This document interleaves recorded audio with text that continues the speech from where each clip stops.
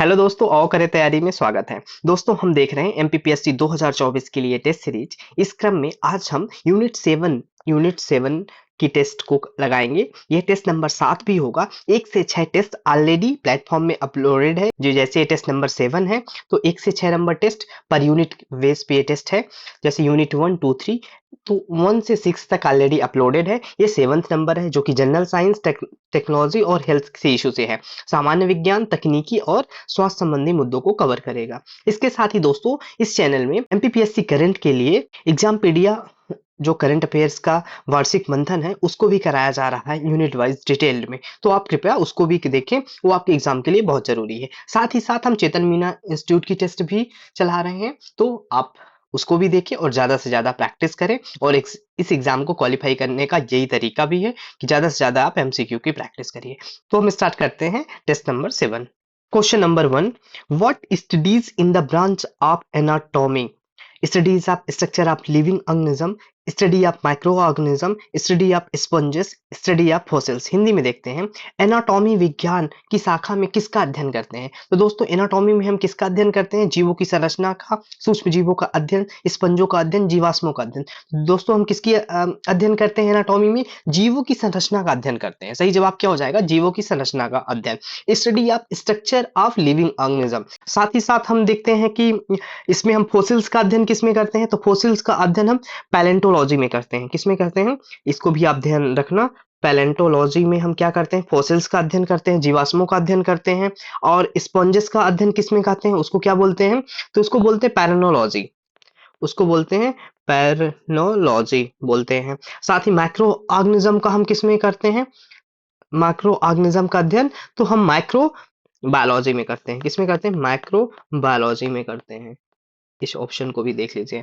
जैसे यहाँ पे हम एक बार देखते हैं, तो जीवों की संरचना का अध्ययन हम किसमें करते हैं? एनाटॉमी में करते हैं। ठीक है। सूक्ष्म जीवों का अध्ययन हम किसमें करते हैं? तो माइक्रोबायोलॉजी में करते हैं। हिंदी में भी वही होगा, माइक्रोबायोलॉजी में करते हैं। और स्पंजों का अध्ययन हम किसमें करते हैं? तो हम पैरेनोलॉजी में करते हैं। किसमें करते हैं? पैरेनोलॉजी में स्पंजों का अध्ययन करते हैं। और जीवाश्मों का अध्ययन किसमें करते हैं? फोसिल्स का अध्ययन किसमें करते हैं? तो पैलेंटोलॉजी। किसमें करते हैं? पैलेंटोलॉजी में अध्ययन करते हैं। तो इस तरह से हमने देखा, जीवों की संरचना एनाटॉमी, सूक्ष्म जीवों का अध्ययन माइक्रोबायोलॉजी, स्पंजों का अध्ययन पैरेनोलॉजी और जीवाश्मों का अध्ययन पैलेंटोलॉजी में करते हैं। अगले प्रश्न की ओर बढ़ते हैं। Question number 2, in which of the following Archimedes principle is not use? इन इसमें से आर्किमिडीज का प्रिंसिपल किसमें यूज नहीं होता? Design a ship and submarine, design aircraft, measure the purity of milk, determine the density of liquid with hygrometer. Hindi में देखते हैं कि आर्किमिडीज सिद्धांत का उपयोग नहीं किया जाता है। यहाँ पे क्या पूछा जा रहा है कि आर्किमिडीज के सिद्धांत का उपयोग नहीं किया जाता है। तो किसमें नहीं किया जाता है? तो हम पहले देखते हैं आर्किमिडीज के सिद्धांत में होता क्या है कि जब वस्तु द्रव्य में पूर्ण या आंशिक रूप से डुबोई जाती है तो उसके भार में कमी आती है। ये क्या कहता है? आर्किमिडीज का सिद्धांत का। कोई ऑब्जेक्ट को हम जब लिक्विड में डालते हैं, जैसे कोई वस्तु को जब हम द्रव में डालते हैं, द्रव में पूर्ण या आंशिक रूप से डुबोते हैं, या तो हम पूर्ण डुबा रहे हैं या तो हम आंशिक रूप से डुबा रहे हैं। जब पूर्ण या आंशिक रूप से डुबोते हैं तो उसमें क्या होती है? उसके भार में कमी आती है। उसके भार में कमी आती है। ये क्या कहता है? आर्किमिडीज का प्रिंसिपल बोलता है। तो इससे हम इसका उपयोग किसमें करते हैं? तो इसका उपयोग जलयानों और पनडुब्बी की डिजाइन में किया जाता है। दुग्धमापी दूध की शुद्धता मापने के लिए किया जाता है। शुद्धता हम किससे नापते हैं? तो इसको हम लैक्टोमीटर से नापते हैं। किससे नापते हैं? लैक्टोमीटर से डालते हैं। लैक्टोमीटर से डालते हैं। तो यहाँ भी जब हम क्या डालते हैं? दुग्धमापी को डालते हैं, तो इसको मापने के लिए भी किसमें? आर्किमिडीज का सिद्धांत का उपयोग हो रहा है। और साथ में हम क्या है, आद्रमापी से द्रवों का घनत्व, अगर द्रवों का हम घनत्व जब नापते हैं, घनत्व देखते हैं, तो घनत्व को हम किससे मापते हैं? आद्रमापी से। इसको क्या बोलते हैं? हाइग्रोमीटर बोलते हैं। हाइग्रोमीटर से हम नापते हैं। तो इसके लिए भी हम किसका? आर्किमिडीज की सिद्धांत का उपयोग करते हैं। वायुयान डिजाइन बनाने के लिए हमने बताया था आर्किमिडीज का सिद्धांत, जब कोई वस्तु को हम द्रव में पूर्ण या आंशिक रूप से डुबाते हैं तब उसके भार में कमी आती है। ये क्या? आर्किमिडीज का प्रिंसिपल है। पर वायुयान तो द्रव से संबंधित नहीं है, तो इसका सही जवाब क्या हो जाएगा? वायुयान की डिजाइन बनाने में इसका आर्किमिडीज के सिद्धांत का उपयोग नहीं हो जाता। तो सही जवाब क्या हो जाएगा? ऑप्शन बी, वायुयान की डिजाइन बनाने में। इंग्लिश में भी देखते हैं, तो डिजाइन एयरक्राफ्ट, एयरक्राफ्ट की डिजाइन करने में किसका? उपयोग नहीं किया जाता है आर्किमिडीज के प्रिंसिपल का। और किसमें किया जाता है? हम शिप और सबमरीन के डिजाइन में किया जाता है, प्योरिटी ऑफ मिल्क के लिए किया जाता है, density of liquid with hygrometer इसमें किया जाता है। तो सही जवाब हो जाएगा ऑप्शन डी। अगले प्रश्न की ओर बढ़ते हैं, question number 3। The amount of heat required to raise the temperature of an isolated mass of a substance by 1 degree is called. क्या कहते हैं? कितनी जो हीट रेज करने के लिए किसमें कोई आइसोलेटेड मास है, कितना 1 डिग्री सेल्सियस, तो इसको हम क्या बोलते हैं? तो इसको हिंदी में भी देख लेते हैं। किसी पदार्थ के एकांत द्रव्यमान का तापमान 1 डिग्री सेल्सियस बढ़ाने के लिए आवश्यक उष्मा की मात्रा, 1 डिग्री बढ़ाने के लिए कितनी उष्मा की जरूरत होगी, उसको हम क्या बोलते हैं? तो उसको हम बोलते हैं विशिष्ट उष्मा बोलते हैं। विशिष्ट उष्मा, विशिष्ट उष्मा, स्पेसिफिक हीट बोलते हैं क्या? विशिष्ट उष्मा। और विशिष्ट उष्मा को हम किसमें नापते हैं? कैलोरी ग्राम में नापते हैं। किसमें नापते हैं? ये भी ध्यान रखना है, हम calorie gram, gram degree Celsius, calorie gram degree Celsius में मापते हैं। और इसका एसआई मात्रक क्या है? अगर ये तो एसआई मात्रक क्या है इसका? तो जूल पर केजी, जूल पर केजी। तो हम किसी द्रव्यमान का 1 डिग्री सेल्सियस बढ़ाने के लिए जो उष्मा की आवश्यकता होती है उसको हम क्या बोलते हैं? स्पेसिफिक हीट, विशिष्ट उष्मा बोलते हैं। ध्यान रखना, विशिष्ट उष्मा बोलते हैं। तो ऑप्शन ए सही जवाब हो जाएगा। अगले प्रश्न की ओर बढ़ते हैं, question number 4। Doppler effect is related to reflection of light, sound, interference, electricity. Hindi में देखते हैं। डॉपलर प्रभाव संबंधित है प्रकाश के परावर्तन से, ध्वनि से, व्यतिकरण से, विद्युतकी से। तो डॉपलर प्रभाव किससे संबंधित है? तो डॉपलर प्रभाव ध्वनि से संबंधित है। किससे? ध्वनि से संबंधित है। सही जवाब हो जाएगा option C. Question number 5। Which law of thermodynamics is based on thermal equilibrium? Thermodynamics का कौन सा लॉ किसमें थर्मल इक्विलिब्रियम पे बेस्ड है? Zero law thermodynamics, first law, second law, none of these. उष्मागतिकी का कौन सा नियम उष्मीय साम्यावस्था पर आधारित है? तो कौन सा लॉ आधारित है? तो उष्मागतिकी का कौन सा शून्यवा नियम जो है, शून्यवा नियम उस पे किस पे आधारित है? थर्मल इक्विलिब्रियम पे। किस पे? उष्मीय साम्यावस्था पे। कौन सा है? जीरोथ लॉ जो है, शून्यवा नियम है, उससे संबंधित है। और इसमें फर्स्ट लॉ भी हमको ध्यान रखना होगा, बहुत इंपॉर्टेंट है। फर्स्ट लॉ क्या होता है? Principle of energy consumption, energy conservation. किस पे बेस्ड है?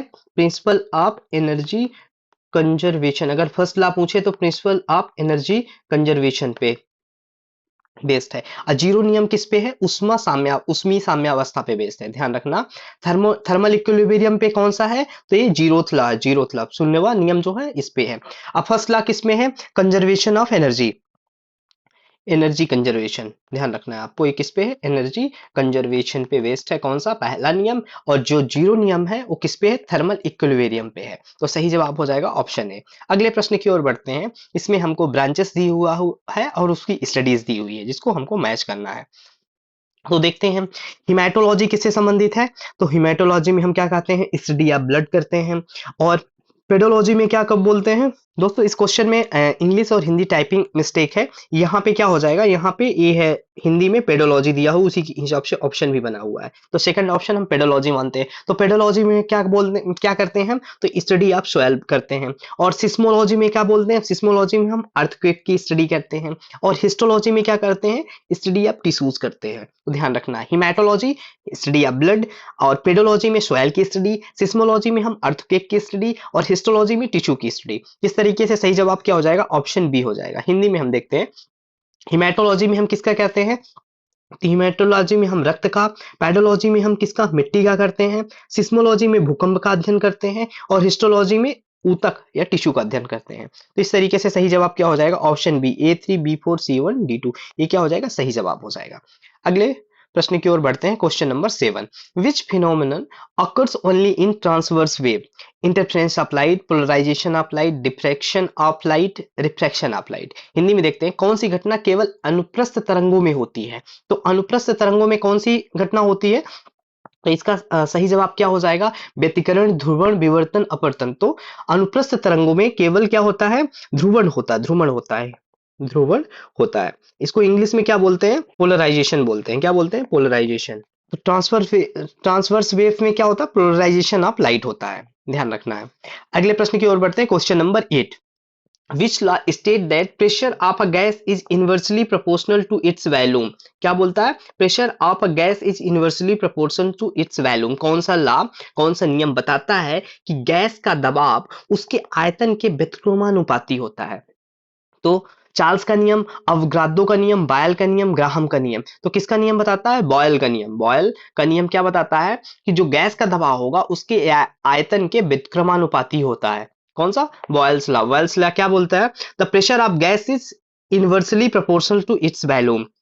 गैस और वॉल्यूम इनवर्सली प्रोपोर्शन किसमें है? बॉयल्स लॉ में है, ध्यान रखना है। और चार्ल्स लॉ क्या बोलता है? इसको यहाँ पे हम और भी लॉ जो है उसको भी देख लेते हैं। चार्ल्स लॉ क्या बोलता है? Volume of gas proportional to their temperature. तो जो वॉल्यूम होता है गैस की वो किसके प्रोपोर्शनल होता है? वो प्रोपोर्शनल होता है टेम्परेचर के। ये क्या, कौन सा है? ये चार्ल्स लॉ। चार्ल्स लॉ क्या कहता है कि volume of gas proportional to its temperature, their temperature, उसके टेम्परेचर के प्रोपोर्शनल होता है, ध्यान रखना है। और अवोगाद्रो का नियम क्या बोलता है? Ideal gas equation is derived किससे निकलता है? आइडियल गैस इक्वेशन किससे निकालते हैं? अवोगाद्रो के नियम से। आइडियल गैस इक्वेशन किससे निकालते हैं? अवोगाद्रो लॉज से हमको फाइंड करते हैं ideal gas equation. Charles law कहता है volume of a gas is proportional to their temperature. और बॉयल्स लॉ क्या कहता है कि pressure of a gas is inversely proportional. ये क्या कहता है? प्रेशर क्या है? इनवर्सली प्रोपोर्शनल है। प्रेशर क्या है? इनवर्सली प्रोपोर्शनल है किसके? उसके वॉल्यूम के। और चार्ल्स क्या कहता है कि वॉल्यूम जो गैस की होती है वो किसके प्रोपोर्शनल होती है? टेम्परेचर की प्रोपोर्शनल होती है। अगले प्रश्न की ओर बढ़ते हैं। Question number 9। How many hydrogen bond, क्या पूछ रहा? How many hydrogen bond are there between adenine and thymine and cytosine and guanine respectively in the DNA structure. Hindi में देखते हैं कि डीएनए संरचना में एडेनिन व थाइमिन तथा साइटोसिन और ग्वानिन के मध्य क्रमशः कितने हाइड्रोजन बंध होते हैं?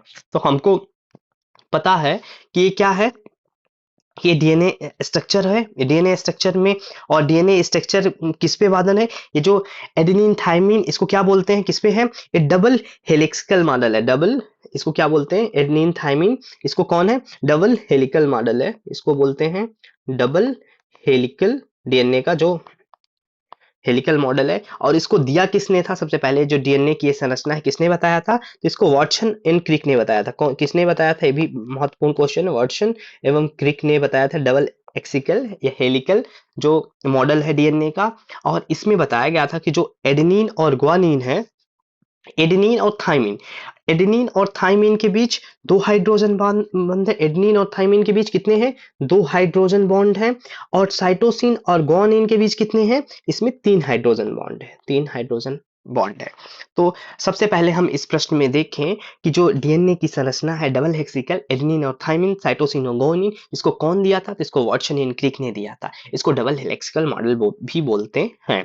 और इसमें इन्होंने बताया कि एडेनिन और थाइमिन के बीच डबल हाइड्रोजन बॉन्ड है और साइटोसिन एंड ग्वानिन के बाद ट्रिपल हाइड्रोजन बॉन्ड है। तो यहाँ पे पूछा हुआ है कि कौन सा बंध है? तो इसका सही जवाब हो जाएगा ऑप्शन ए, दो हाइड्रोजन बंध तथा तीन हाइड्रोजन बंध। दो किसके बीच में है? एडेनिन और थाइमिन के बीच है। और तीन कितने हैं? साइटोसिन और ग्वानिन के बीच है। और इसी जो डीएनए संरचना है इसी के लिए वाटसन एंड क्रिक को क्या मिला था? इसी के लिए इनको नोबेल पुरस्कार से नवाजा गया था, ध्यान रखना है। अगले प्रश्न की ओर बढ़ते हैं। Question number 10। Dynamo is a means of converting which type of energy. Dynamo में किस टाइप ऑफ एनर्जी कन्वर्ट होती है? तो डायनमो में किसमें होती है? मैकेनिकल एनर्जी से इलेक्ट्रिकल एनर्जी। तो mechanical energy into electrical energy, mechanical energy से इलेक्ट्रिकल एनर्जी बनाया जाता है किसमें? डायनमो से। हिंदी में देखते हैं डायनमो किस प्रकार की ऊर्जा को रूपांतरण करता है? तो ये यांत्रिक ऊर्जा को विद्युत ऊर्जा में बदलता है। डायनमो का काम क्या है? यांत्रिक ऊर्जा को विद्युत ऊर्जा में बदलना। अगले प्रश्न की ओर बढ़ते हैं। Question number 11। Under which branch of zoology are mammals studies. Zoology के किस ब्रांच में मैमल की स्टडी होती है? तो किसमें होती है? Mammalogy, cytology, mammography, morphology. Hindi में भी दे लेते हैं कि जंतु विज्ञान में स्तनधारी प्राणियों का अध्ययन किस शाखा के अंतर्गत किया जाता है? तो किसमें किया जाता है? मैमोलॉजी में किया जाता है। मैमल्स का स्टडी मैमोलॉजी में किया जाता है। तो हम देखते हैं जैसे मैमोग्राफी में किसकी स्टडी किया जाता है? तो इसमें हमें वुमेन्स की ब्रेस्ट का, जो वुमेन है, वुमेन की ब्रेस्ट की स्टडी किसमें होती है? मैमोग्राफी में होती है। और साइटोलॉजी में किसकी स्टडी होती है? सेल्स की होती है। सेल्स मींस कोशिका की स्टडी किसमें होती है? तो साइटोलॉजी में होता है। और मॉर्फोलॉजी में क्या होता है? आकारिकी का अध्ययन होता है। आकारिकी का मतलब क्या होता है? जो हम देखते हैं कि स्टडी ऑफ मॉर्फोलॉजी या आकार की किस पे है, फिजिकल स्टडी होती है, जो फिजिकल स्ट्रक्चर की स्टडी होती है वो मॉर्फोलॉजी में करते हैं, आकारिकी का अध्ययन होता है। तो मेमोलॉजी में किसका, स्तनधारी प्राणियों का अध्ययन किस में होता है, मेमोलॉजी में होता है। मेमोग्राफी में वीमेन का ब्रेस्ट की स्टडी होती है। साइटोलॉजी में सेल्स या कोशिका की स्टडी होती है और मॉर्फोलॉजी में आकारिकी का अध्ययन होता है, ध्यान रखना। तो सही जवाब ऑप्शन है। क्वेश्चन नंबर 12, सब ब्रांचेस है और उनके पेरेंट्स गिवन है। तो हम देखते हैं सबसे पहले Indian algae science, Indian algae science और उनके पेरेंट कौन है, तो एल्गी साइंस के कौन है, ओपी, हिंदी में देख लेते हैं पहले, भारतीय शैवाल विज्ञान, शैवाल विज्ञान के फादर कौन है, ओपी आयंगकर है, ओपी आयंगकर है। और एम्ब्रियोलॉजी, भ्रूण विज्ञान के कौन है, तो इसको भ्रूण विज्ञान के पंचानन महेश्वरी, कौन है, पंचानन महेश्वरी, भ्रूण विज्ञान के फादर किसे माना जाता है, पंचानन महेश्वरी को माना जाता है। और इकोलॉजी, पारिस्थितिकी विज्ञान को किसका माना जाता है, तो रामदेव मिश्रा को पारिस्थितिकी के लिए माना जाता है। और पुरावन स्थिति पैलियोबोटनी के लिए किसको माना जाता है, बीरबल साहनी को माना जाता है। तो इस शैवाल विज्ञान के फादर जनक कौन है, ओपी आयंकर है। भ्रूण विज्ञान के पंचानन महेश्वरी हैं। भारतीय पारिस्थितिकी विज्ञान के रामदेव मिश्रा हैं। और भारतीय पुरावनस्पति विज्ञान के कौन है, बीरबल साहनी है। इस तरीके से सही जवाब क्या हो जाएगा, सही जवाब अगर हम देखते हैं तो इसमें option D, A1 B4 C2 D3 ए सही जवाब हो जाएगा। एक बार हम इसको इंग्लिश में भी देखते हैं। तो अलगी साइंस के कौन है, ओपी आयंकर है। इंडियन एम्ब्रियोलॉजी तो पंचानन महेश्वरी हैं। इंडियन इकोलॉजी रामदेव मिश्रा है। और पैलियोबोटनी बीरबल साहनी है। तो इस तरीके से ऑप्शन डी क्या हो जाएगा, ऑप्शन डी इस प्रश्न का सही जवाब हो जाएगा।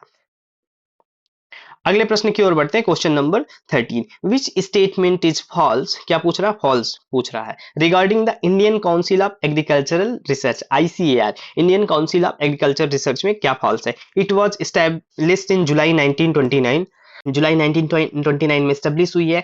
ICAR क्या है, ऑटोनॉमस बॉडी है, किसमें, under ministry of agriculture, government of India. और its chairman appointed by separately by the union agriculture minister. ICAR played an important role in the green revolution, important role in the green revolution। Hindi में देखते हैं कि भारतीय कृषि अनुसंधान परिषद ICAR के संबंध में कौन सा असत्य कथन है। तो इसकी स्थापना जुलाई 1929 में की गई। ICAR कृषि मंत्रालय भारत सरकार के तहत किसमें, ICAR किसमें, कृषि मंत्रालय के तहत कार्य करता है।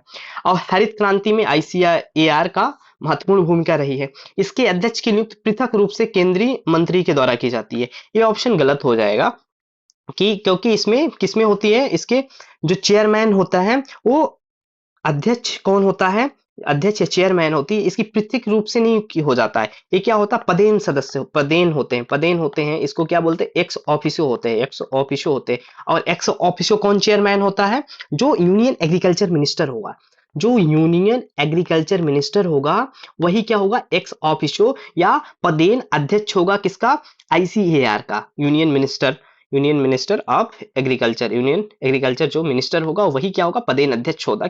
इसको पृथक रूप से नहीं किया जाता है, इसका पदेन अध्यक्ष होता है। तो इस वजह से ऑप्शन सी क्या हो जाएगा, गलत जवाब हो जाएगा। जो इसका चेयरमैन जो सेपरेटली अपॉइंट नहीं होते हैं, क्या होते हैं, एक्स ऑफिशियो होते हैं। कौन होता है, union agriculture minister. Question number 14 को देखते हैं। Humidity in air is measured by, humidity in air, humidity हम एयर को किससे मेजर करते हैं, मैनोमीटर से, हाइड्रोमीटर से, हाइग्रोमीटर से, एनीमोमीटर से। हिंदी में देखते हैं। वायु की आर्द्रता, जो वायु की आर्द्रता होती है किससे मापी जाती है, तो वायु की जो आर्द्रता होती है उससे हम हाइग्रोमीटर से नापते हैं। किससे नापते हैं, तो सही जवाब क्या हो जाता है, हाइग्रोमीटर से, ठीक है। और एनीमोमीटर का किसका उपयोग, एनीमोमीटर का हम विंड की स्पीड मेजर करने के लिए हम किसका उपयोग करते हैं, एनीमोमीटर का। और मैनोमीटर का उपयोग किसमें करते हैं, गैस का प्रेशर के लिए, गैस के जो प्रेशर को मेजर करने के लिए हम किसका उपयोग करते हैं, मैनोमीटर का। और हाइड्रोमीटर का उपयोग किससे करते हैं, साउंड, किसको हम साउंड मेजर करते हैं, कहां पे, मेजर ऑफ साउंड, क्या करते हैं, साउंड मेजर करते हैं कहां पे, इनसाइड वाटर, साउंड वेव को हम मेजर करते हैं, साउंड वेव कह सकते हैं इसको, कहां पे, इनसाइड वाटर, जो हम साउंड वेव को, इनसाइड वाटर साउंड वेव को मेजर करते हैं किससे, हाइड्रोमीटर से। मैनोमीटर से गैस का प्रेशर, और एनीमोमीटर से हम क्या कहते हैं, विंड स्पीड, और हाइग्रोमीटर से हम क्या मानते हैं, वायु की आर्द्रता मापते हैं। Next question number 15, which orbit are IRS series satellite placed, IRS series Indian remote sensing satellite जो होती है कहां पे प्लेस की जाती है, मिडिल अर्थ में, सन सिंक्रोनिमस में, जियो सिंक्रोनिमस में, कि A और B दोनों। तो हिंदी में देखते हैं, जो IRS श्रृंखला है उसकी सैटेलाइट कहाँ पे स्थापित करते हैं हम? तो आईआरएस सैटेलाइट हम कहाँ पे करते हैं? भूत तुल्यकालिक कक्षा में करते हैं। कहाँ पे करते हैं? भूत तुल्यकालिक, जियो सिंक्रोनमस ऑर्बिट। और इसी को हम क्या बोलते हैं? पोलर ऑर्बिट भी बोलते हैं। या कि हम कहाँ पे? पोलर ऑर्बिट में करते हैं, ध्यान रखना है। तो जो आईआरएस होगा तो जियो सिंक्रोनमस या पोलर ऑर्बिट में स्थापित होगा। और सारी जितनी भी आईआरएस सीरीज होती हैं वो कहाँ पे होती है? जियो सिंक्रोनमस ऑर्बिट पे हम क्या करते हैं? प्लेस करते हैं, ध्यान रखना। तो आईआरएस सैटेलाइट कहाँ पे होगी? तो जियो सिंक्रोनमस, याद रखना आप, geosynchronous. Question number 16, when was solar mission Aditya L1 Aditya L1 launch? Aditya L1 को कब लॉन्च किया गया? तो आदित्य L1 को लॉन्च किया गया 2 सितंबर 2023 को, ध्यान रखना है। हिंदी में देख लेते हैं, आदित्य L1 का प्रक्षेपण कब किया गया? तो 2 सितंबर 2023 को किया गया। कब किया गया? 2 सितंबर 2023 से। अब प्रश्न आता है इसमें कौन से रॉकेट का यूज किया गया? तो PSLV, ध्यान रखना, आदित्य L1 के लिए PSLV C57 रॉकेट का यूज करते हैं हम। और इसका प्रक्षेपण कहां से किया गया? तो श्रीहरिकोटा से। कहां से? श्रीहरिकोटा से इसका प्रक्षेपण होता है। और ये जो आदित्य L1 है, इंडिया का जो है फर्स्ट मिशन है, किसके लिए? स्टडी ऑप्शन के लिए। ये किसके लिए है? स्टडी ऑप्शन के लिए। और क्या है? इंडिया का ये है फर्स्ट मिशन है शन के लिए। और इसको L1 क्यों कहते हैं? क्योंकि इसको जो प्लेस किया गया है तो L1 पॉइंट, लैग्रेजियन पॉइंट 1 में किया गया है, इसीलिए इसको L1 कहते हैं हम, ध्यान रखना। तो इस प्रश्न का सही जवाब क्या हो जाएगा? Option A. क्वेश्चन नंबर 17 को देखते हैं। इसमें मैच करना है, एक तरफ स्पेस और दूसरी तरफ लॉन्च व्हीकल है। तो सबसे पहले अभी हमने ही देख लिया था कि यहाँ पे सबसे पहले तो हमने अभी बात किया, किसकी बात किया था? आदित्य L1 की। तो आदित्य L1 को किससे? PSLV C57 से हमने क्या किया था? लॉन्च किया था, ठीक है। और बाकी देखते हैं, चंद्रयान 1 PSLV C11, चंद्रयान 1 किससे? PSLV C11। फिर चंद्रयान 3 हम किससे किए हैं? तो LV, अभी जो लेटेस्ट है इसको ध्यान है, LV-M3-M4 से किया हूं। और मंगलयान किससे गया हुआ है? तो PSLV C25 से मंगलयान। एक बार फिर से हम देखते हैं, मंगलयान किससे गया हुआ है? तो C25 से मंगलयान गया हुआ है। और आदित्य L1 PSLV C57 से गया हुआ है। चंद्रयान फर्स्ट किससे गया हुआ है? तो C11 से गया हुआ है, C11 से गया हुआ है। और चंद्रयान 3 किससे गया हुआ है? LB-M3-M4 से गया हुआ है, LB-M3-M4 से गया हुआ है। इस तरीके से सही ऑप्शन बी हो जाएगा, ध्यान रखना है। एक बार फिर से आप रिवाइज करना है, इसको लर्न करना पड़ेगा। चंद्रयान 1, जब चंद्रयान 1 की बात आएगी तो PSLV C11 आएगा, ठीक है। और जब आदित्य L1 की बात आएगी तो हमने देखा है अभी PSLV की कौन सा? C57। अब बचा कौन सा? मंगलयान। तो मंगलयान किसमें है? PSLV C किसमें? 25 में है। और चंद्रयान 3 अभी तो लेटेस्ट है, इसको पता ही होगा, LB-M3-M4 से गया है, इसका प्रक्षेपण किया गया है, तो ध्यान रखना है। सही जवाब क्या हो जाएगा? ऑप्शन बी हो जाएगा। Next question, on which law Bernoulli's theorem based? Hindi में देखते हैं, बर्नौली प्रमेय किस नियम पर आधारित है? बर्नौली प्रमेय किस नियम पर आधारित है? तो किस में आधारित है? ये ऊर्जा संरक्षण के नियम पे आधारित है, ऊर्जा संरक्षण के नियम में आधारित है। इसमें क्या कहा जाता है? जब वायुयान का ऊपर छोड़ना, तेज आंधी तूफान में टिन की छतों का उड़ जाना, ये किसका सब उदाहरण है? बर्नौली प्रमेय का, ऊर्जा संरक्षण के नियम का। जैसे इसमें बर्नौलीज का जो लॉ है उसमें हमने देखते हैं कि जो हमारा वायुयान का ऊपर उड़ना, ये किसका है? ऊपर उड़ना।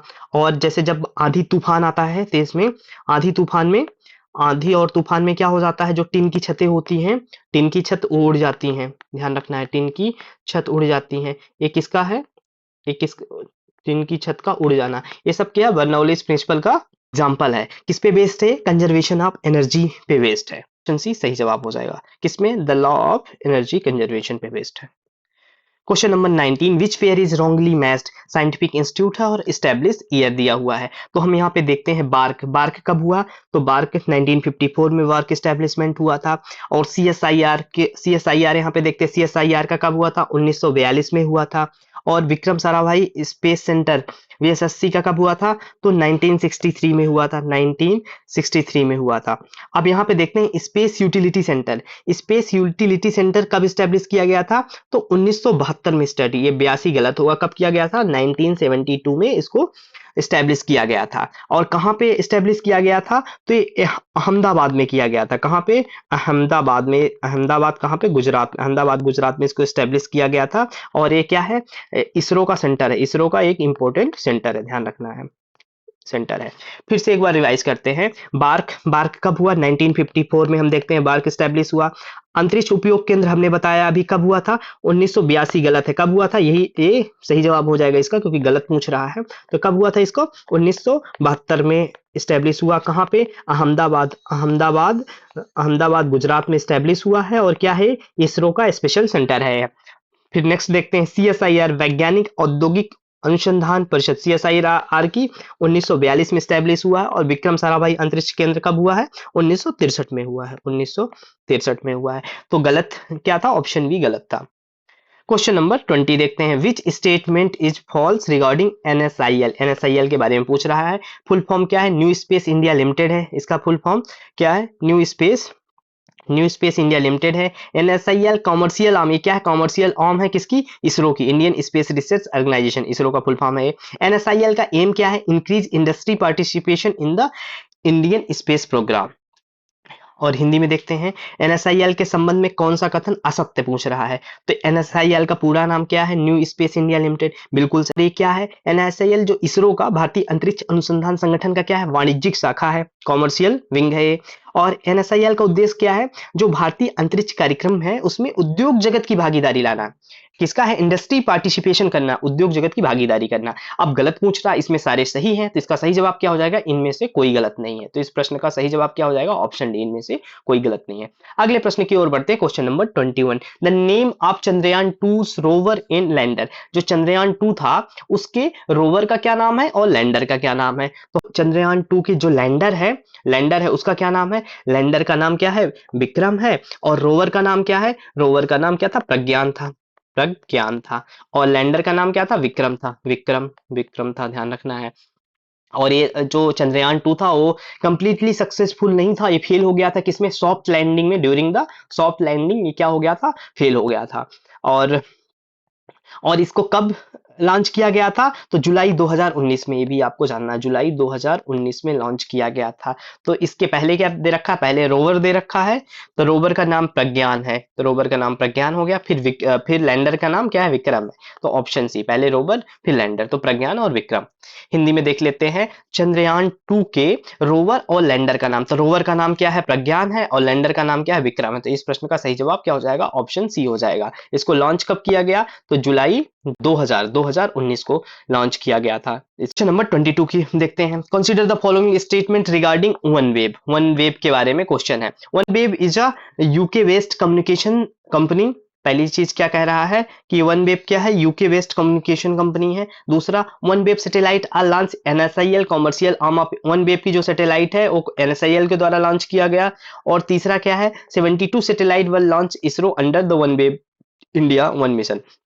तो इंडिया ने कितनी? 72 सैटेलाइट लॉन्च किया। हिंदी में देखते हैं वन वेब के संबंध में क्या कथन है। वन वेब एक यूके की संचार कंपनी है, पहली चीज। तो क्या वन वेब क्या है? यूके की संचार कंपनी है। इसमें पूछ क्या रहा है हमको? ये देखना है कौन सा कथन असत्य पूछ रहा है। असत्य पूछ रहा है। तो वन वेब क्या है? यूके की संचार कंपनी है, बिल्कुल सही है। कहाँ की है? यूके की संचार कंपनी है, कि 550 से भी ज्यादा सैटेलाइट को कहां पे? ग्लोबल कम्युनिकेशन सैटेलाइट को डिप्लॉय कर चुकी है। वन वेब कुछ उपग्रहों को इसरो की वाणिज्यिक शाखा NSIL द्वारा प्रक्षेपित किया है। हाँ, वन वेब ने अपने कुछ जो सैटेलाइट है उनको इसरो के हमने देखा कॉमर्शियल आर्म क्या है? NSIL द्वारा छोड़ा है, प्रक्षेपित किया है। और थर्ड क्या है? इसरो द्वारा वन वेब इंडिया के तहत 72 उपग्रहों को प्रक्षेपित किया गया था। 72 नहीं, 36 उपग्रहों को किया गया है। कितने किया गया? 72 नहीं, 36 उपग्रहों को प्रक्षेपित किया गया है। तो कितने लॉन्च किए गए? 36 satellite under one web India one mission. One web किसमें है? One web India one mission, इसके तहत कितनी सैटेलाइट लॉन्च की गई? तो 36 सैटेलाइट लॉन्च की गई है, ना कि 72। तो ऑप्शन जो 3 है वो गलत हो जाएगा। तो इसमें सी ऑप्शन गलत माना जाएगा। ठीक है, एक बार फिर से हम रिवाइज कर देते हैं। वन वेब क्या है? यूके की कम्युनिकेशन कंपनी है, और वन वेब NSIL के साथ काम कर रही है। ठीक है, और इसमें कौन सा है? One web India one mission में कितना? NSIL इसरो ने कितनी है? 36 सैटेलाइट को किया है। यहाँ पे 72 दिया है, इसी वजह से ऑप्शन सी गलत हो जाएगा। Next question, the correct sequence of development of launch vehicle. Launch vehicle के डेवलपमेंट को हमने देखना है। तो एक बार फिर से हम देखते हैं लॉन्च व्हीकल का डेवलपमेंट। तो सबसे पहले कौन सा हमारे पास लॉन्च व्हीकल आया था, हमने डेवलप किया था? ASLV किया था।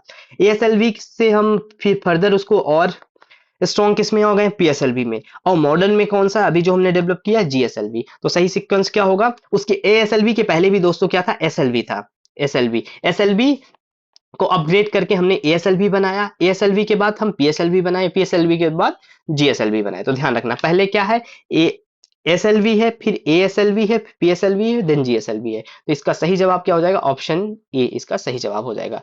हिंदी में भी देख लेते हैं, प्रक्षेपण यानों का विकास क्रम देखते हैं। सबसे पहले एसएलवी, फिर उसके बाद एएसएलवी, फिर देन पीएसएलवी, फिर देन जीएसएलवी। तो ऑप्शन ए क्या हो जाएगा, करेक्ट हो जाएगा। Question number 21, which statement is false regarding the Gaganyaan. Gaganyaan के बारे में क्या फॉल्स है, ये हमको देखना है। Will be India's first manned space mission, ठीक है। Will launch by GSLV M3, Vyom Mitra robot will assist in the, ये असिस्ट करेगा, मिशन को असिस्ट करेगा। The success of this mission India will be become the third country to send the human into space. Hindi भी देख लेते हैं, फिर सही उत्तर बताते हैं इसका। इसमें से असत्य पूछ रहा है किसके बारे में, गगनयान के बारे में। यह भारत का पहला मानव युक्त अंतरिक्ष मिशन होगा, बिल्कुल सही है। भारत का क्या फर्स्ट मैन्ड स्पेस मिशन है।